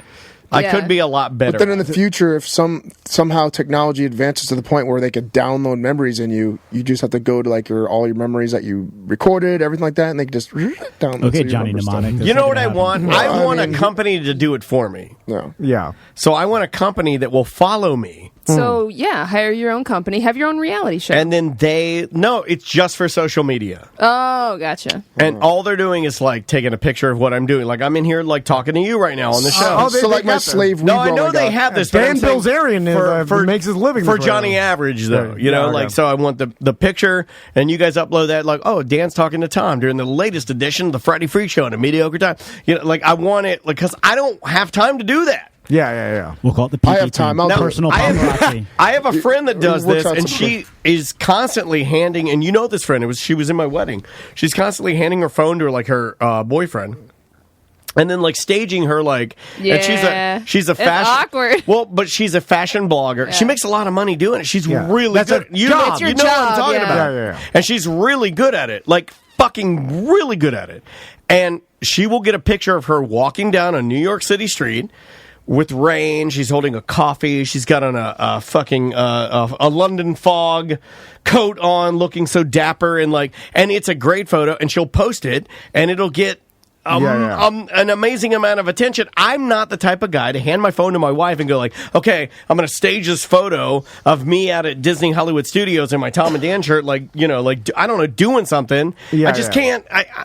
I mean, I hate saying I can't do it. I could do it. But maybe I need to try to be doing it. Or what? I feel stupid. It's the same probably thing as us telling other people like, hey, every day we talk and tell stories, and they're like, what are you talking about? Like, a bunch of things. And they're like, that's odd. Like, same shit for them, but it's our job to do this, and it's their job to just release constant content, pictures and stuff, because that is what garners followers, and then with the more followers you can get paid from advertising. Although that whole world is bizarre. I was talking to Mike Busey's right hand David man. Duke. No. Miguel Colon. So I was talking to Miguel, and he knows all those. Am I Tom's right hand man? Because every time he forgets something, I have to say. I mean, you're getting there. You're getting there. I speak Tom, so you do speak Tom fluently. And he was telling me about Daddy Longneck. I think it's mostly because we're white trash. If I look at you, tell me what I'm telling in Tom right now. I'm like, hey guys, I've been thinking about something. She knows. That's what I thought too. Wow. See? But he was telling me about Sam, that's good. How Daddy Longneck and all these other social media guys, like how they're making money here and there. I can't call him Daddy Longneck anymore. I just want to call him like. I just call him like you know, like. What is his real name? Is it like Ethan or something? No idea. Something like that. But he was saying like back in my day, we didn't call him Daddy Longnecks. I'll tell you that. I'm kidding. It's a joke. There'll be like electric scooter companies that send him like, hey, David. All right, so David Longneck. That's a way better name. Daddy David Longneck. I like David Long. Hello, my name is David Longneck, and I'm here to perform at your party with my friend here, Barry. And apparently Barry. He's not raking in millions. He has $1 million. Does it? I don't think he does, because he told me, Miguel told me, like... I mean, he may have squandered it, but that was at one point what he had. He needed like $60, and they're like, can you front me 60 until next week? Because he's buying a turtleneck. But wasn't there the whole thing where he's like paying for all his families? Yeah, like he's putting a lot of money. They're basically taking advantage of him. He's got an entourage. I popped in during one of those videos where he's sending money back to his brother, and I was just like, but then they're taking advantage of him. There's a huge entourage, and he may have a lower level of intelligence, like IQ problem there, allegedly. But it's a bizarre way to make a living, and he's doing it. He's got millions of followers, but there's no rhyme or reason to when the money comes in or how he makes it. It's like bizarre. Like it's not like you get a steady stream of income. It's like not like you're working for like the long neck industry. Like you get your check. It's weird. All right, and last story? Yeah, I got a last story. I don't know if you guys talked about this the past week or so with the coronavirus, because I don't listen to you guys, but thanks. You guys talk about it? I like that. Appreciate it. Like nice shade. Coronavirus updates. This is as of yesterday, the latest news on the outbreak and the global response. The global death toll rises to at least 638. As confirmed cases and confirmed cases reach more than 31,000 in mainland China. I would say 31,600 deaths. That's pretty good, right? Percentage-wise, how many? You're glad they're 2 billion people. I'm just saying that's not that bad. There's a lot of people. Take a lot out. We're good. Have you heard the cruise ship? Yeah. I'm about to talk about that because I want to segue into that Tom and Dan cruise thing. So thanks. Wait, what? I mean, I think. By the way, Seth is going on the Tom and Dan cruise in April 20th. But are you guys worried that? Okay, so look, Taiwan bans all international cruise ships from docking. China cuts We're tariffs not on going to Taiwan. You don't think there's going to be Chinese people from mainland China? Why'd you say it like that? You don't think there's going to be Chinese on the boat? I know. I was about to say. was about to say like that. I didn't mean to. You didn't have to do that. I didn't mean to. You don't think I'm gonna be Chinese, boy? Does that surprise you? Tons of Chinese people on there. Yeah, I think we're gonna be fine. Yeah, every time I'm on a cruise, there's lots of Asian people on the cruise. Yeah, there's a lot of every person. It doesn't mean so statistically, white people, brown, no people. shit, but statistically, they're getting sick more. Statistically, there is more. Statistically, they're getting sick more. So wouldn't you would be more? Well, concerned? not the ones that are common shipping sense. out from Cape Canaveral. Yeah. What do you mean? You don't think they come here to leave out of Cape Canaveral? They live here. We're not going to China. No shit. Tourists, goddammit. We're the tourist capital of the world. They're going to travel here. They're going to fly. This is where fly in, to Cape go to Disney, and then they cruise, get a little vacation. This is where Seth and I undock from hypochondria because even that doesn't scare me. No, I'm not at all concerned. I got this, and I got 2 pens for my tires on my Hellcat. I'm going to paint the tires white, and it comes from China, and it's from with a whiteout paint. The tires white. It's a long from Wish? Wait a minute, white tires, white car, bloodstains, tampon tape. God damn it! Listen, it's the black tires and it's white car paint, white tire paint for the words on the tires. It looks cool. What are you writing on the tires? Don't worry about it. I'll show you later. Anyway, as soon as it got delivered 2 days ago, I had Lysol wipes. I opened the package with Lysol wipes. I Lysoled the pens down. All right, I'm out. I sprayed this with Lysol, and then I dried it. You're not gonna get. You're not gonna get the virus from a hoodie. Bullshit. No, you're not. What do you mean? They could be sewing it and go. Achoo. No, it's not transferred like that. Bullshit. It's cold. Dude, you're probably gonna get SARS. What do you You're not mean? gonna get Corona though. It's not. I think it would die. It would die. It's not. You're not gonna sneeze in the jacket. Germs can live on a cell phone for days. What do you mean? Well, that's not a cell phone. That's a jacket. It's pens that I got. It could live on a pen. It's metal. Well, tube. you probably already have it. Then you should He's probably put it all over our couch now. Bullshit. You guys are just talking out your ass. Literally It is talking the out your ouch ass. couch. And that's all you guys do is talk out your ass. I have facts. And the science. You should agree with me on this. I don't think that's how it's. I don't think that's how it's a little transferred. paranoia. If you sneeze on your phone or pen, but you hand it to me, and I write it, and then touch my nose. Everything we have is made in China. That's true. Yeah. Everything you get from Amazon is from China. But this really scared me. It was no English. It was all Chinese writing on it. Directions are in Chinese. Well, it's from Wish. Yeah, but it it's says been from in the package Xingzong, for China. days, man. It's drying out. It was Xing Zing and XONG Zong. Let's talk about What is the your cruise hoodie? Is ship. that It's a Great Wave of Kanagawa. It's Japanese, but it was made in China. That's his mural. You can even get it from Japan. That's the mural. That's the mural that's on my. That's the my mural house. that he has the teens cosplay in front Can't of. you order? Gotcha. Yeah. So even stuff that is Japanese is made in China. Everything. Everything. They make everything. Japanese, Chinese, dirty knees. Look at these. The cruise ship, because I heard on like NPR, they interviewed some writer, like some Canadian writer that was on the cruise ship, and Write my book, eh?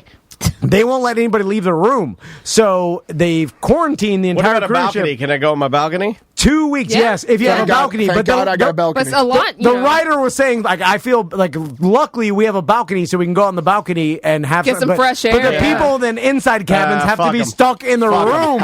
Fuck them. 2 weeks. Take that. Like, how fucked up is that, dude? Lesser Like, people. So then what? They just get room service? yes, they room. It's a jail cell. I would be Corona crazy. I think I don't think they give you alcohol. No.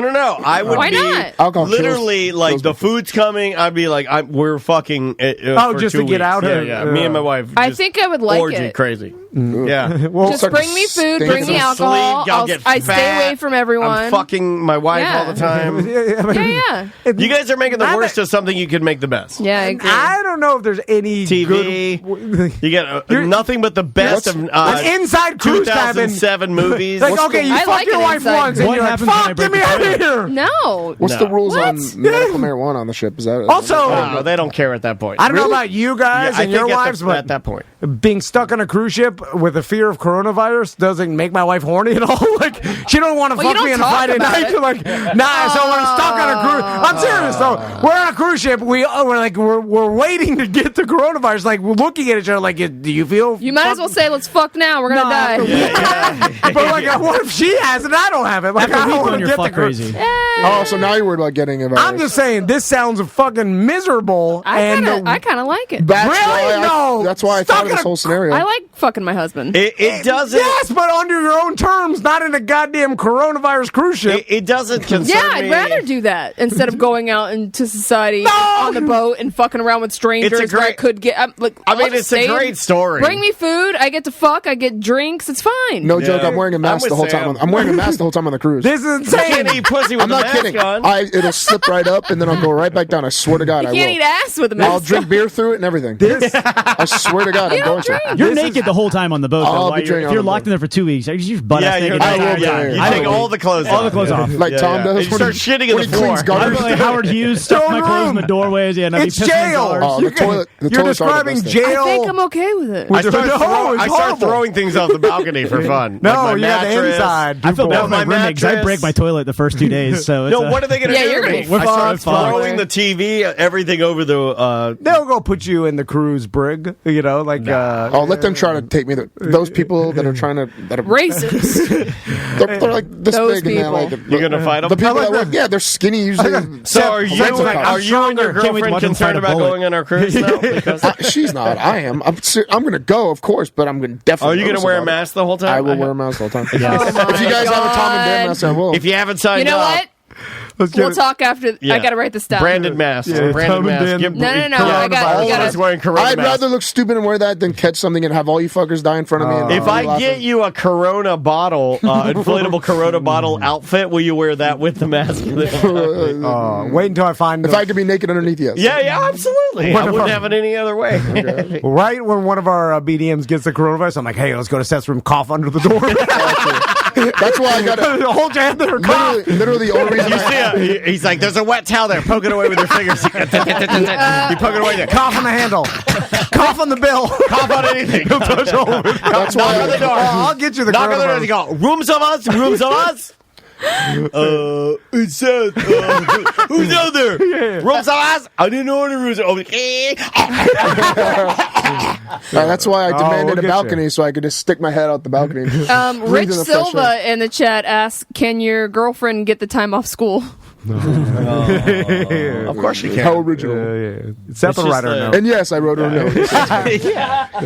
It's just like normal sick days. Luckily, she just had a birthday so she can drink. Yeah, just tell her teacher she's got chicken. Don't take the power away. All right, let's get out of here. So, Samantha, plug your podcast again. SemanticsPodcast.com. Tonight we're recording with Ross McCoy and Bart Merrick, a dynamic duo. So that should be fun. If you want to send an email, it's show@SemanticsPodcast.com. Also, on February 20th, my husband's band Melodic Descent will be playing with Horizon and the Original Wailers at Ace Cafe. Wow. On February 21st, we have Porky's Meetup at 7 p.m. And on February 29th is the Semantics 3-year at 2 p.m. at Rock Pit Brewing.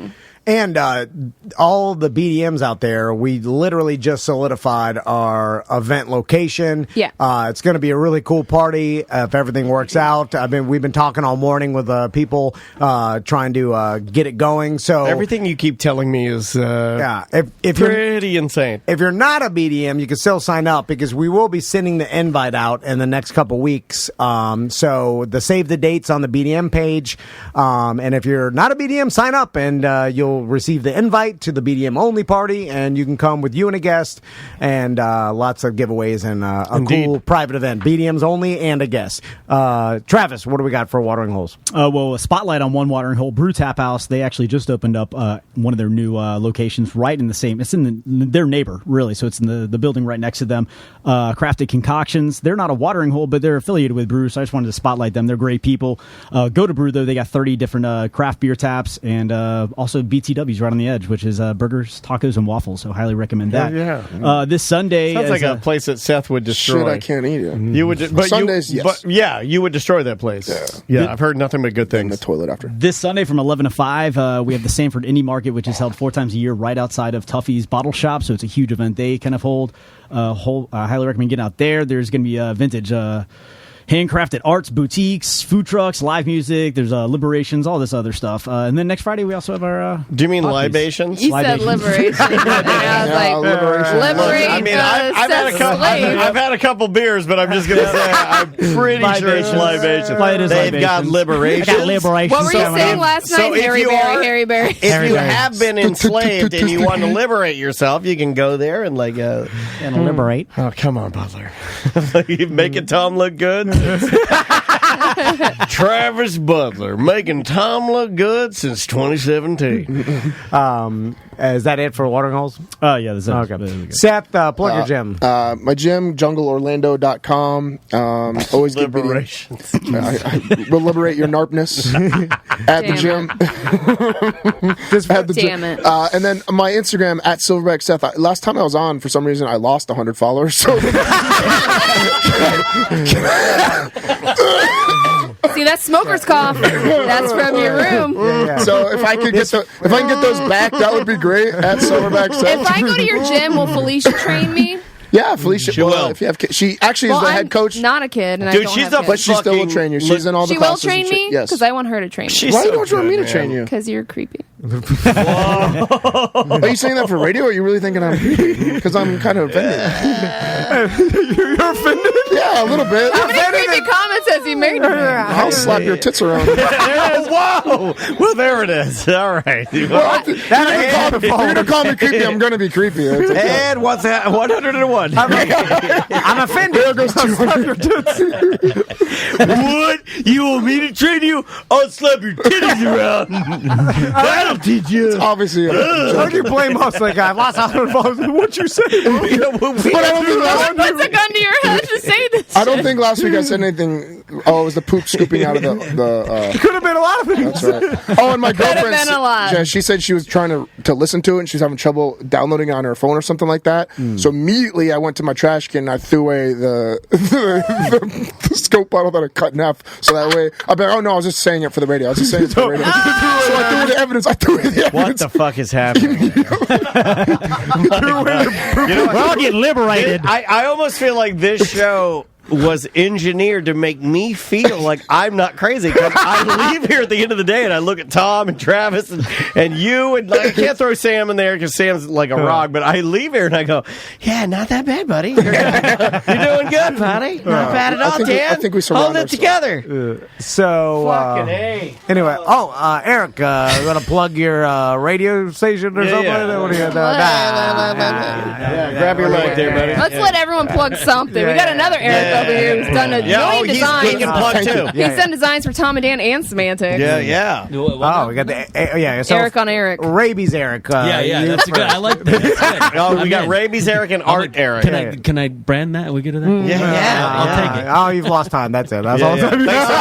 Put your mic down and actually, go lay in the street. Yeah, I don't like your radio hijinks there. I see it. You know what? You're racist. You're racist. So now Eric, ba-boom. He told you not to He do wrote it that. on the back of a card for you. I was standing with you when he said how to say it. It's not that. Eric, boom. You're like the substitute teacher of my nightmares. Okay, sorry. I didn't have a hard time with that last name at all growing up, by the way, so thank you. Yeah, this is weird. Babone. Okay, boom. You grew up in So go ahead, boom. What? Why do you have to do that? It's Say it slightly correctly racist. for Tom. It's Eric Babone. Babone. That's what I said. Say it. It's pretty Say it. easy. Let Tom say it. Let Tom say it. Ba-boom. Yeah, that's it. You got it. Is it just That's literally the sound of a dad pouch growing. Yeah. Boom, boom, boom. So where can people see your art? Facebook, Art of Eric Pabone. Instagram, Eric Angel Pabone. Cool. Another P-A-B-O-N. Eric Angel. See, it's fun. More fun. It is more fun. All right, guys. Thanks for hanging out with us. Twitch. Let Rabies Erik say it? It's not going to help. Who's going to listen to it? I didn't know if Tom was joking or not. What station is it? You're going to lose listeners. Is it a rock DJ? No, it's hot AC. It's, what does that Hot mean? AC? By the way, the worst thing I tell you, if you have hot AC, you need to call American Air. Yeah. There you go. Plug it. They'll cool it down. Family-friendly service. That's American Air and Heat. What station? Where is it? Michigan? Yeah, it's Big Rapids, Michigan. It's Y102, 102.3 They can catch us at WYBR.com. Are you the morning show? Yeah, I do the morning show. Big time. Yeah. That's the most important. It's small, big time. Nah, dude. Hey, if you have your own morning show, you're doing all right. Yeah. Mornings at Thatch on Facebook. All right, cool. There you go.